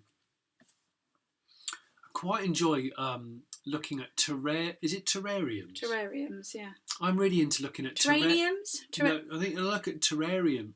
Or is it terraniums? Oh, bums. There's a difference. The big glass things with tiny plants in them. them. I love looking at YouTube channels all about terraniums or terrariums, the ones that are the sort of ecosystems inside small bottles. I know when I say it out loud, it sounds ridiculous. But it's really true. Right, We're going into question number 4 from the final round. Question number 4. I'm going to play it now. Hang on. I'm going to play it. I'm going to play it. I'm going to play it. Where are you, Noel? This is from one of my Patreons. This is Noel. Here we go. Hello, Late Break Show quiz heads. My name is Noel, and I have a guest question for you. Now, most manufacturers use code names or numbers during the development stage of a new model. In 1999, Rover launched the 75. What was the project development code used by Rover? Was it R40, R50, or R60? I'm going to repeat that question again. Genuinely, I didn't know the answer to this one, although I know my friend Richard would.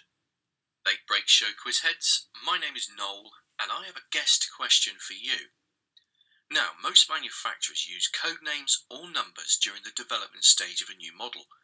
In 1999, Rover launched the 75. What was the project development code used by Rover? Was it R40, R50, or R60? Thank you ever so much for that that question, Noel. That's really kind of you. Do you know what? I feel really bad. We've not even given any answers out yet. We're still even in the questions. The last one was an hour and 45. We're even still in the question stage. Oh, hang on. We've got a question from Steve Thompson. I'm in need of my next project. I've already run an early Panamera Turbo, but I want a V12. Any suggestions? Yes. I mean, I obviously don't know how much money you've got, Steve Thompson. What about the 612 Scaglietti Ferrari? I think they're really cheap at the moment. When I say cheap, they're Ferrari cheap. Well, you know, or, and it depends if you want performance or just V12 for the sake of it. Now would be quite a good time to buy a Toyota Century V12. Or, what about a Jaguar XJS V12? Not the fastest, but quite cool. Yeah, I prefer one of those to a BMW 850, actually. Yeah. Sorry, I was laughing because Adrian Price has just said exactly what I thought. Are all of these guest questions actually Richard Porter putting on a voice? Well, talking of which, the final question in this round. Noel, hello, good to see you. The final question in the last round is obviously going to be from my friend Richard Porter, and this is the last question, and then we're going into answers. Hello, it's Richard again with your final bonus question, and it's this. Which car, launched in 1989, featured an interior created with input from the British designer Sir Terence Conran? That's which car, launched in 1989, featured an interior created with input from British designer Sir Terence Conran? Now, I didn't know the answer to this, but now I know, because obviously he gave me the answers. It's very good. He's written a book, by the way, and I will put that, I think I've put that in the description below, that Richard's got 2 books out. He's got the second volume of Boring Car Trivia, and they're really good. They're basically car pub quiz questions. I haven't robbed any of them, I'm pretty sure. So that concludes all 5 rounds of the Late Break Show car/pub quiz. So we're now going to go into the answers, but we'll do a bit of Q&A first. Oh, okay. I think you've just been doing it throughout, though. Well, I've been trying, because I feel guilty when people ask questions and they get buried. Noel sounds like Richard. He does, actually. Well, it's like a Somerset Richard. Does that sound Somerset, does he? What, Noel Huggett? Yeah, of course he does. Yeah, he's from the Oval, I think. There's so many answers. Sorry, must go as my battery ran out. I'm sorry, Andy. That isn't my problem, but thanks for tuning in. It's some really, really good questions from people. Steve, tell me what your next V12 project is going to be. I'm keen to actually know. All right. Peter Norrish, well, thanks for your question, and well done for planting your terrarium finally this weekend. Terrariums are great. Well, like that, there's a funny story about the terrarium, isn't there? For some reason, this showed up in my recommended. STIEFDB. Not a very catchy name, but yeah, I'm sorry this showed up, but hopefully you've enjoyed it. You know, you can watch it back. It's a quiz. It's a real quiz. the terrarium story is actually quite interesting. It's actually not that interesting. It's I found one once. I came across one in the Bullring in Birmingham. I bought it for you for Christmas as a present. I'd sort of hidden it. This was, 2 years ago? It's 2 Christmases ago, yeah. And you went on a launch somewhere, didn't you? And yes. So I'd got this. Yes. I'd had to go. I mean, I was in London for work anyway, and I had to go and pick it up from. Where did I go and pick it up from? Anyway, London. From London. And you came back and went, oh, I've just been in this amazing hotel like a week before Christmas. Oh, they had these glass things called terrariums. They were everywhere, all in the foyer. It was amazing. I really want to get. And I was there going, thought I'd found something that would blow your mind. I do love a terrarium. Yeah, is it a terrarium? Is it a terrarium? I don't know. I think it's terrarium. As I've said that story, I've realised it really wasn't very good. No, it's okay. Right, we're going to do... Somebody asked what our most mad showbiz moment, but we already said that. Someone said, ago. Luke, isn't TikTok for children? Yes. Do you know what? TikTok, I've seen a bit of it. I like it for hairstyles. For fear of sounding like just an old bloke. Every day. I would say 5% of TikTok is creative genius. 95% of it is chavvy people copying other people. That is true. That's the way I would sum up TikTok. I'm just going to put that out there. But I go on it because I really like the hair. You and offshore, what are you drinking tonight? Well, John, I'll tell you what I'm drinking. I started off with some Turkish Pilsner and I'm now on to some no-name rosé, which I've finished actually. Oh, terrariums house reptiles, so it's terraniums. It's terranium. Terraniums. Okay. What next on the Beetle? Soul of Machine. The next thing on the Beetle, I've got to adjust the clutch cable. I'm probably going to go through the wiring a little bit because the indicators sort of decide to work or not. Yeah, very strange. Right, we're going to do some answers, people. Let's do this. Let's smash the answers out. I actually don't know where the answers are. Here. I've forgotten. Here. Oh, here, look. No, they're here, look. Hang on. Oh, right, we've got them. Answers time. Well, remember, this has got the weird one on it, though, so you're going to have to ignore bum grapes. the repeat one. Okay, right, who's ready for some answers? I mean, you don't win any prizes for getting all of these right. I mean, we should probably, pay people to have sat and you should be it. paying. Oh, free pie and chips. Johnny, will you be coming to the US to tour car collections and treasures? I'd love to come to the US. I don't think I can at the moment. That's the problem. The first place I'm going to go to in the US will be Tennessee. Yeah. To see my friend PJ. Yeah. Oh my gosh, we should get PJ to do a guest question round. PJ's amazing. He's got the best voice. And he has the General Motors, he's just got the amazing, he's brilliant. He's just got the General Motors license to reproduce early Corvette bodies. He's a cool guy, very talented too. Right, let's do answers. Round number 1, beyond car making. Did Peugeot make condiment grinders or bicycles first? The answer is condiment grinders. In 1810, Peugeot brothers Armand and Eugene converted their flour mill to a steel mill, and they started making tools and clocks and sewing machines. In 1840, they made their first coffee grinder. 1886 came the bicycle company. The car company actually began much later in 1905. So, the answer to question 1, did Peugeot make first condiments grinders or bicycles? Well, they made condiment grinders first. And then the company split, actually. So bicycles and condiments went down one route and cars went down the other route. I love the Peugeot company history. It's actually very interesting.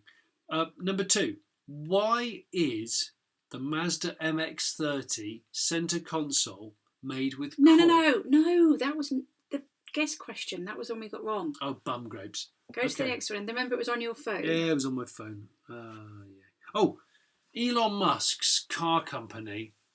Elon Musk's other company, apart from Tesla and SpaceX, is called the Boring Company. And it raised over $10 million in 4 days by selling out of a handheld flame-throwing product.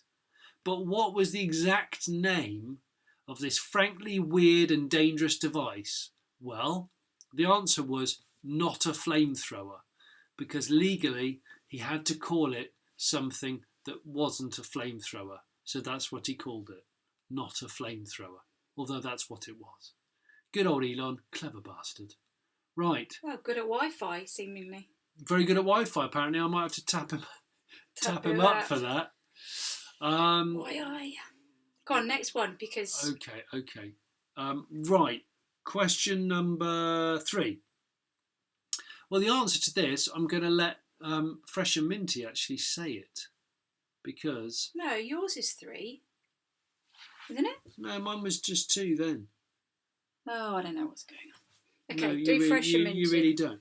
So question 3 is Mazda MX-30 centre console made with cork. Why is it made with cork? The answer is this. Hi, Fresh and Minty here again, with the answer to my guest question, which was, why does the Mazda MX-30 have a cork-lined centre console?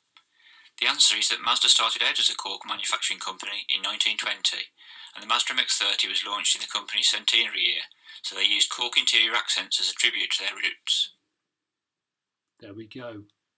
I've had 6 cans since this started, says Derek. Crikey, Derek, I'll be battered. Wish so, I had. Look, round 1 was a bit chaotic. We fucked it from the start, and we've done it again. We ruined it. So what I was saying is, I think question number 2 was Asimo. Which you haven't answered. Which I haven't answered. So question 1 was about Peugeot, bicycles or coffee grinders, which came first? First one was grinders. Nothing to do with the sort of gay hooking up app, that's different. Then there's a question about the MX-30 Mazda having a centre console with cork in, which I was just answered by Fresh and Minty. That's because the Mazda company started in 1920 as a cork production company, not as a car company. Okay, and then the next question, or could be the question before that, Honda probably makes more products than any other automotive company, but their Asimo robot is up there with the best. What, though, does Asimo mean? What does it stand for? Okay, Asimo stands for Advanced Step in Innovative Mobility. I did not know this until I researched it. What have I done? There was an S missing there. No, MO. Yeah. So S for step, I for innovative, then MO for mobility. Oh my God. It's not brilliant. I'm not going to lie, it's not the best. Well, so what does the Honda Asimo robot, what does Asimo stand for? It stands for Advanced Step in Innovative Mobility. Interesting bit of trivia here. The robot Asimo was finished in October 2000, so 21 years ago, and it debuted in America in 2002 by ringing the stock exchange bell, which I thought was quite cool. Anyway, that was the answer to that. Hang on. We've got the answer to Richard. The final question on round 1 is Rich Porter. The answer to what was the Peugeot 405 advert song in when it was on TV as a commercial in the UK? It was Top Gun. It was the film. It was Berlin. Take My Breath Away by from Top Gun. Someone's put Johnny is level 7 drunk. Yeah, I think I am level 7. I'm no higher though. No higher than that. Yes, it's spelled Asimo. Double I. A-S. No. Single I, which is why it's not very catchy. It doesn't really make much sense. That's what threw me, because weren't there 2 I's? Weren't there 2 I words? There were. It doesn't make sense. Oh, okay. But it is Asimo. Let's not dwell on it. Yeah. Anyway, let's go to round 2. Same car, different name. Question 1, the answer was, well, in America, the Chrysler or Talbot Horizon is known as the Plymouth Horizon or the Dodge what? It's known as the Dodge Omni, O-M-N-I, Omni. And I actually didn't know that they'd sold one, but I remember it sitting in LA traffic in about 2014, and I came up against one, and I thought, that's brilliant. It's a Talbot Horizon, but US spec. So there we go. The answer is Dodge Omni. What round are we on? Round 2. Question 1. or answer 1. Answer number 2. This isn't round 3. No, it's round 2. Oh, okay. How drunk are you? Well, not at all. I'm going to drink some water. So, answer number 2. Well, the question was the Cadillac BLS. The small European Cadillac was a horrible sales failure, actually. But what car was it based upon? It was based upon a Saab 9-3, because I believe it was made in Sweden. It was made in Trollhättan, the same as the Saabs. So the Cadillac BLS was a Saab 9-3. I like that question, and I've looked it up, and you can buy quite a nice Cadillac BLS in the UK for under £2,000. And I don't think it's a shit car. It's just a misunderstood car, and possibly not marketed very well. Answer number 3. Well, the question was the Honda Crossroad, sold from 93 to the Japanese market in the early birth of SUVs. But it was blatantly rebadged. And what was it? It was a blatantly rebadged what? Honda had a manufacturing relationship with these people throughout the 80s and the early 90s. Well, the answer was the Honda Crossroad, the first generation one, was a Land Rover Discovery, first gen. And honestly, it is just a Land Rover Discovery with a Honda badge on it. It's so blatant, it's amazing. If anybody knows of one for sale, let me know. Or don't. But I'm just intrigued to know if there's any out there. Okay? So, there we go. Answer number 4 is from one of our viewers, which was Peter Norrish, and I'm going to now find his answer. Oh no, that was Noel. I was saying, Rich Porter. And another voice. Hang on. Pete, yes. Yeah, here's the question. So the question was actually, well, I'll play the question. Hello all, my name's Peter Norrish, and my question is as follows. The Asuna Sunrunner, Chevrolet Tracker and Santana 300 are all rebadged versions of which Japanese car?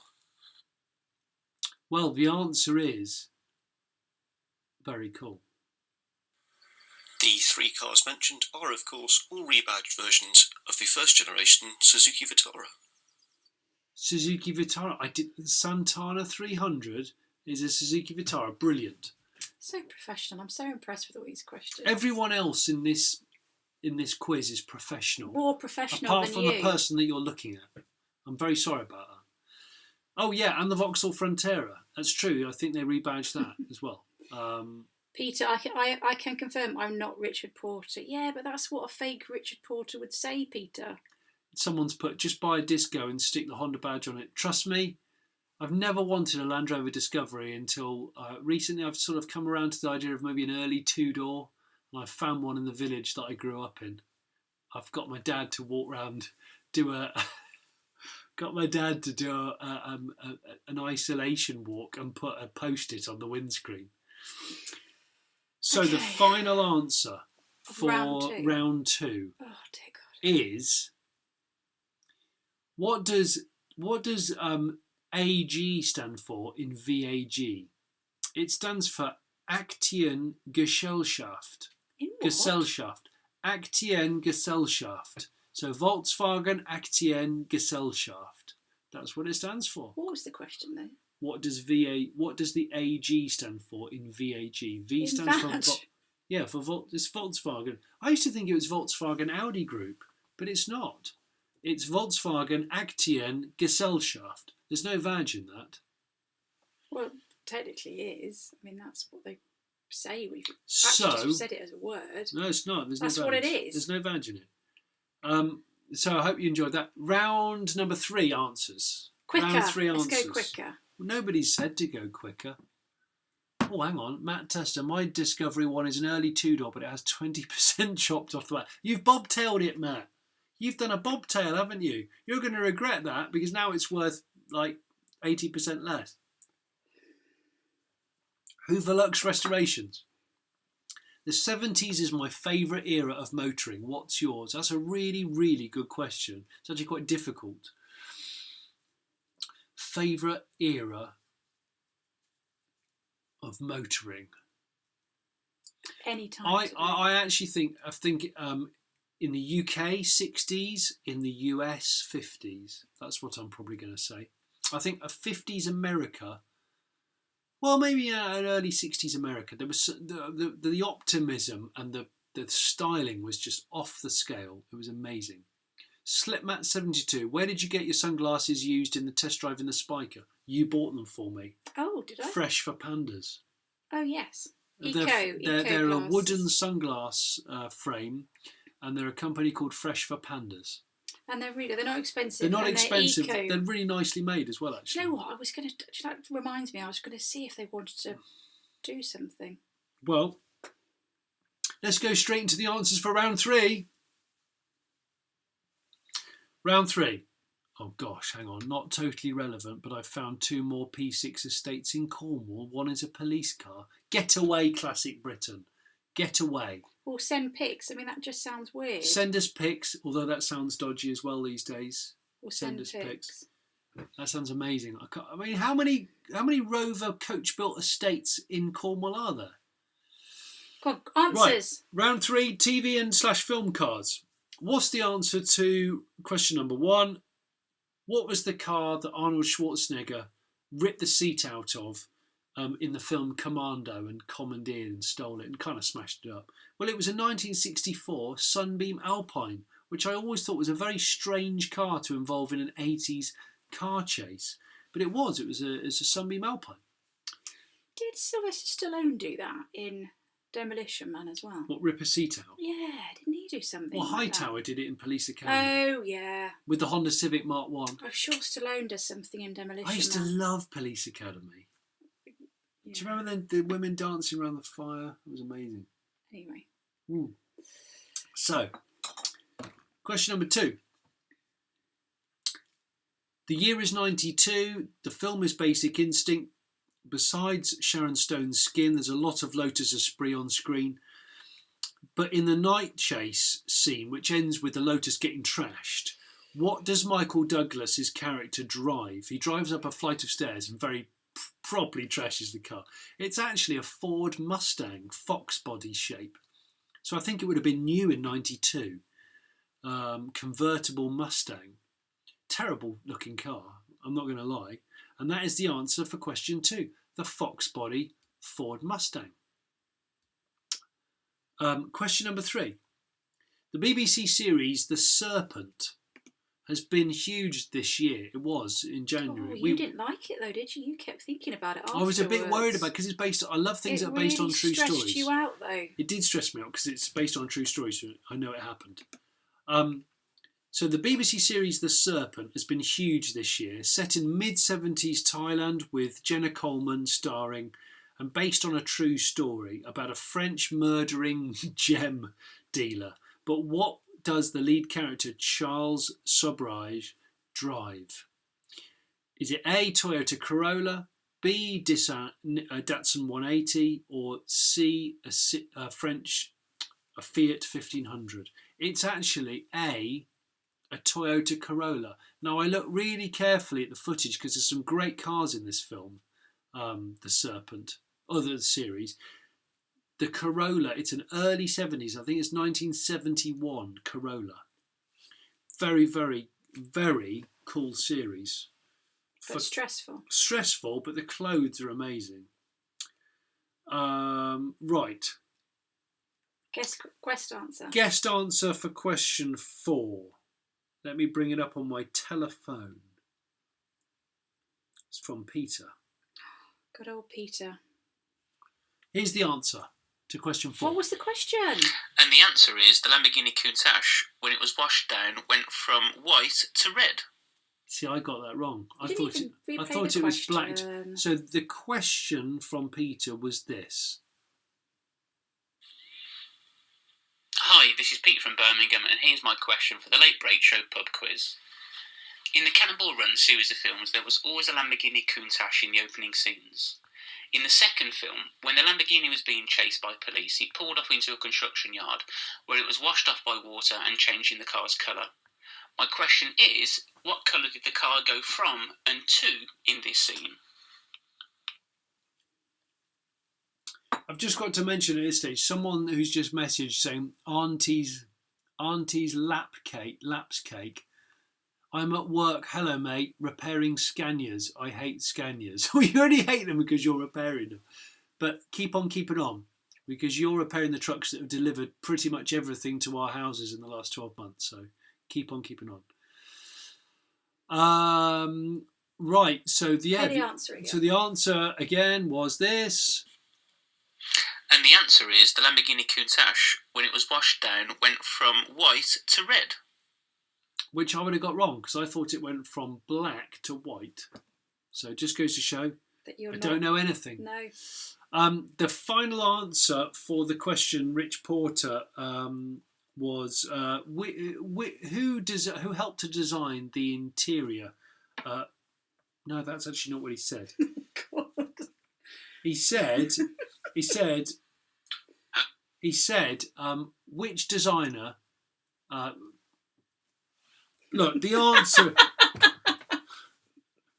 What round is this? Round 3? Oh yeah, it's totally different. I'm getting it mixed up. The answer is, what was the final edition of the Ford Cortina called? And it was called the Crusader. I did nail that. I nailed that answer. The Cortina Crusader. I remember once sneaking into a derelict factory with a friend of mine when we were being a bit naughty, and the person that lived next to the factory had a Cortina Crusader, and we knew that when the Crusader was off the drive, they were away, so we could sneak in. We sneaked in, and the Crusader came back, and they locked us in. Well, yeah, they locked us in. We had to smash our way out.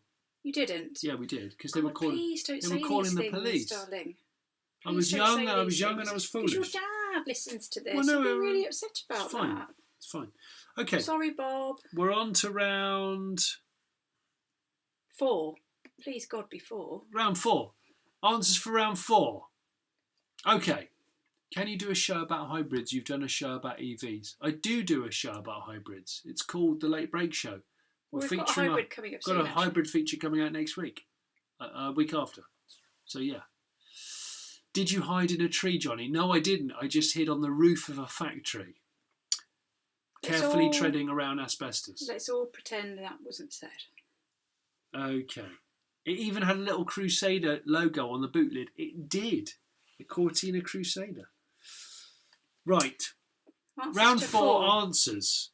Question 1. The Jag XJ220 celebrates its 30th anniversary this year, which is ridiculous. It used the rear lights from a Rover 200, but can you name the first choice of rear light that were going to be used?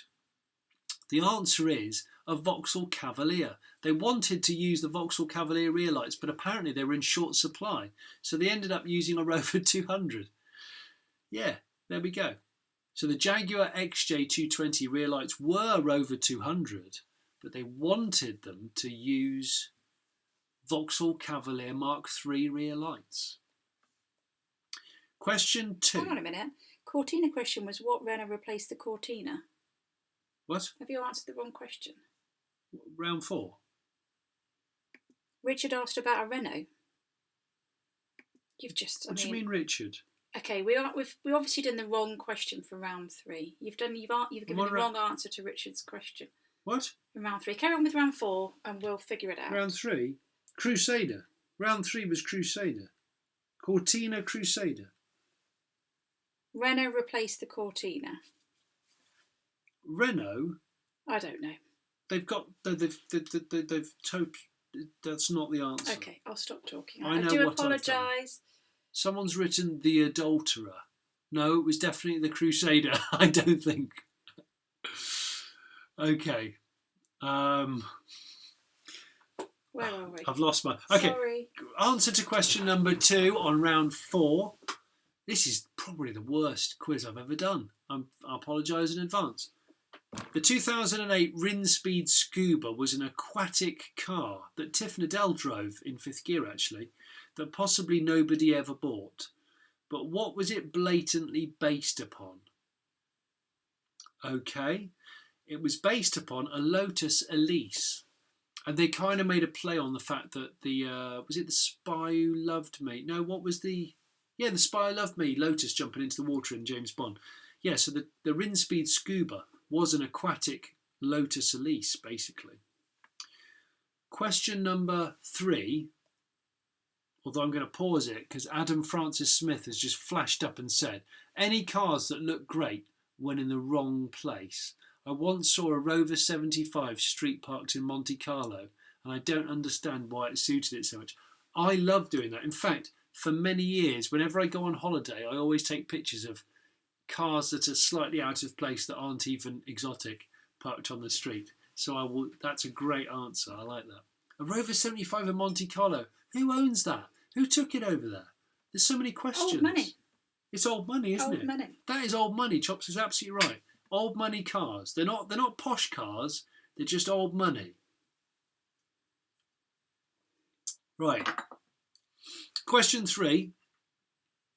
The Trabant, nearing the end of its production, shifted its engine from 2-stroke to 4-stroke. But what make and model of car did it use for its engine? Well, the answer is a Volkswagen Polo engine. I believe it was an 1100cc Polo 4-cylinder engine that replaced the 2-stroke engine. So the very last Trabants are 4-stroke Polo. So my brother didn't want a 4-stroke Trabant, he wanted a 2-stroke. So I got him the very last of the 2-stroke motors, which were produced around about the time, just after the Berlin Wall dropped, just in case anyone cares. This is an answer for question 4, and that is... play the question first. Yeah, I'm going to find it. Here we go. It is Charles Steele. Really, really good question. Oh yeah, he was the good radio voice. Yeah, this is a good question. Hello, Late Break Show Quiz. My name's Charlie, I'm from Sheffield, and my question is, the Lynx Aventa, the shooting brake variant of the Jaguar Bloody love those XJS, cars. used the rear hatch from which Citroen model? I can tell you. It's Late Night Love with Charlie. Late Night. This is the answer. Me again, Charlie, from Sheffield. Right, Charlie. The answer to the question, what Citroen model's boot lid was used on the Lynx Aventa? It was the Citroen Ami, or Amy, whatever it's called. Was it the Citroen Amy? God, I didn't even know that. I would have said Citroen, XM or something. Well, there we go. The Citroen Ami or Amy boot lid was used in the Lynx Aventa shooting brake, which is the Jag XJS estate. That's top car trivia. And that wasn't even devised by me, because there are better people than me out there. Oh, and the last question for round number 4 is, where is the Ford GT currently made? Was this Richard? This was Rich Porter. It's made in Canada. And a lot of you in the little top chat column on the right there got it right. It is Canada. Well done. That was good. Now we're going to go into the final round, which is general knowledge, not to be confused with General Motors knowledge. Question 1. Which famous Ford model was launched in 1993 and it replaced the Sierra, but whose death was announced a few weeks ago? It is the Ford Mondeo. The Ford Mondeo is going to die imminently.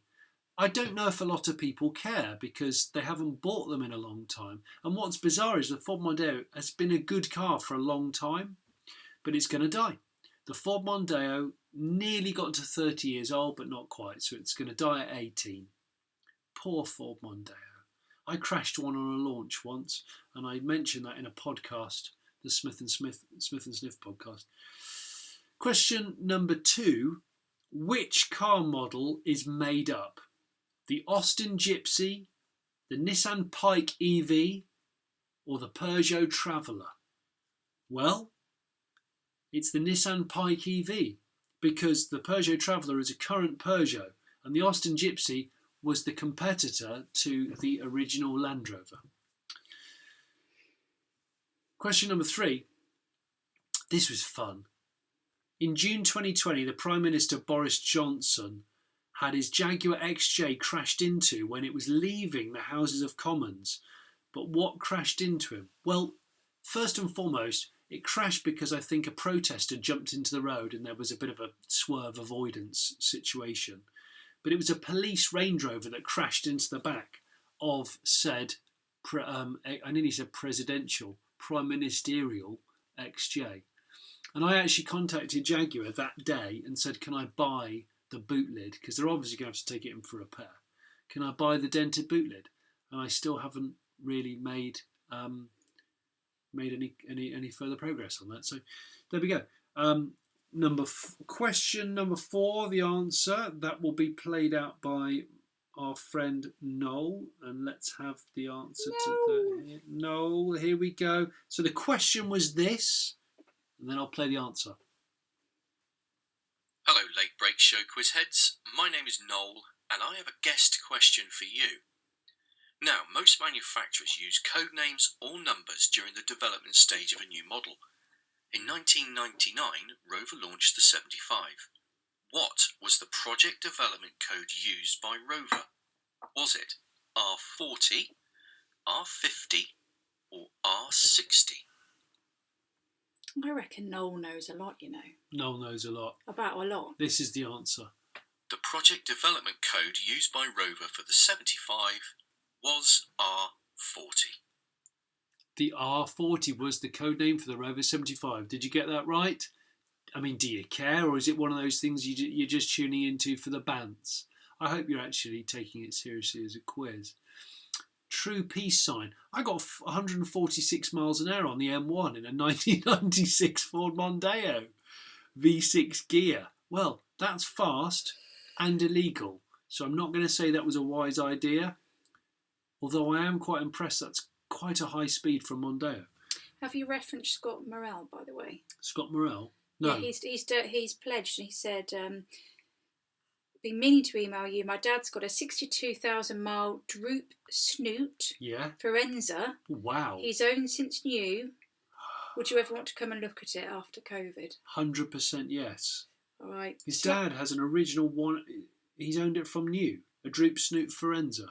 We're there. Okay. Like swim. Well, you are. No, you're going to come. You're going to love that. You're going to absolutely love that. Okay, slide into our DMs, Scott Morrell. Yeah. Right, the answer to the question 5, which is the last question of the last round, is in fact which Terence Conran was involved in the interior of what car when it launched?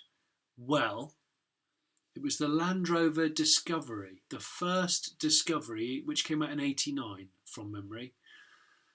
Although thinking about it, they did do a Nissan Cube Conran edition, and if you ever get the chance to buy one, it's very, very cool. It's got an amazing interior. We've had a Nissan Cube, but I know that finding a Conran edition Nissan Cube is bloody hard. Well, that concludes the Late Break Show. Oh no, you did have the bonus slightly question. shambolic quiz. I mean, awful. I used that. So I hope you enjoyed the quiz. Virgin Broadband went off. Sorry, Norman Stevens. I hope you guys... Thank you for all of you for staying with us on this chat. And I've enjoyed the banter. I hope you've had a fantastic Easter Sunday. I hope you have a really good Easter week coming. And I am going to sign off. You haven't. You've still got the one. What? The thingy one. You have. No. I've done all the questions. My wife is claiming I haven't done all the questions. This one here, I'm pointing at. Well, hang on. Oh, I might have missed out on one question. Hang on. A guest question hang on. Rob Cullen. Cullenton, I think it's Cullenton. I've not actually written that. You've got to be very careful how you say that. Well, what was his question? Hang on. It was a bonus. Hang on. Hi, Robert Cullen here at Cullenster on the Instagrams. I've never asked this question. I have a question related to a very obscure BBC TV show.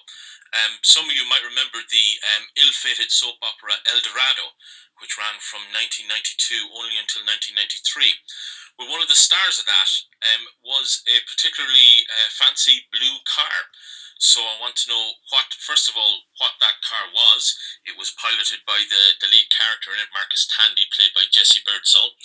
And secondly, that car met an ignominious end in the final episode of the season. But at the very last moment, they substituted in another car to replace it. So what was the car that was used to replace it? I actually forgot to put this bonus in. Do you know what? I actually don't Do you know. remember BBC One's El Dorado? It was a spectacular flop series, and Marcus Tandy did drive a flash car, but they blew it up on the final episode to try and get a few more views. Well, let's put the... I've got to find it. His voice was so lovely. His voice was... Do you want to listen to it again? Well, I do. I have no idea what he said, but I just absolutely loved it. Rob Cullen, here's your answer. Beautiful Irish accent. And the answers to the question. Well, firstly, the car that Marcus Tandy was driving around in El Dorado was a Renault Alpine A610. Yeah. And the ignominious end it received in the final episode was that it was blown up, but it was actually substituted at the very last moment for a rather naff body-kitted Triumph TR7. That's right. Also, Andrew Simpson's got it. TR7 replaced the Alpine 610 when they blew it up. Another cup of tea, Father. This is not Father Ted. Do you know what? I bloody loved Father Ted. I remember the week I started university, the actor who played Father Ted died. But you don't like what Father Ted, do you? I bloody love Father Ted. I still think it's fantastic. So that's the thing. Everyone's dirty in it, aren't they? They're all quite, not potty mouth, but they're physically... Well, they are potty mouth. They're physically quite dirty, aren't they? Yes. I want to say thank you to everybody who joined us for this ridiculously shambolic late break really show, car sorry. / pub quiz. I'm going to say my wife planned her part immaculately. My bit was appalling, and the culmination of that was very average. Was sort of me turning to drink. So I want to say thank you. A huge happy Easter to everybody. Thanks to everyone who's been watching it live. If you haven't watched it live, it's probably not worth it. Awful. And you probably haven't got this far. In fact, I'll probably change the thumbnail to probably don't watch this. But thank you ever so much. Thanks if you've already subscribed to the Late Break Show. And I want to say a wonderful, wonderful Easter to all of you. Big love. And I'm going to go and eat my dinner now, which is very cold downstairs. I suspect the cat has licked the gravy. Oh, that's not a euphemism. Okay?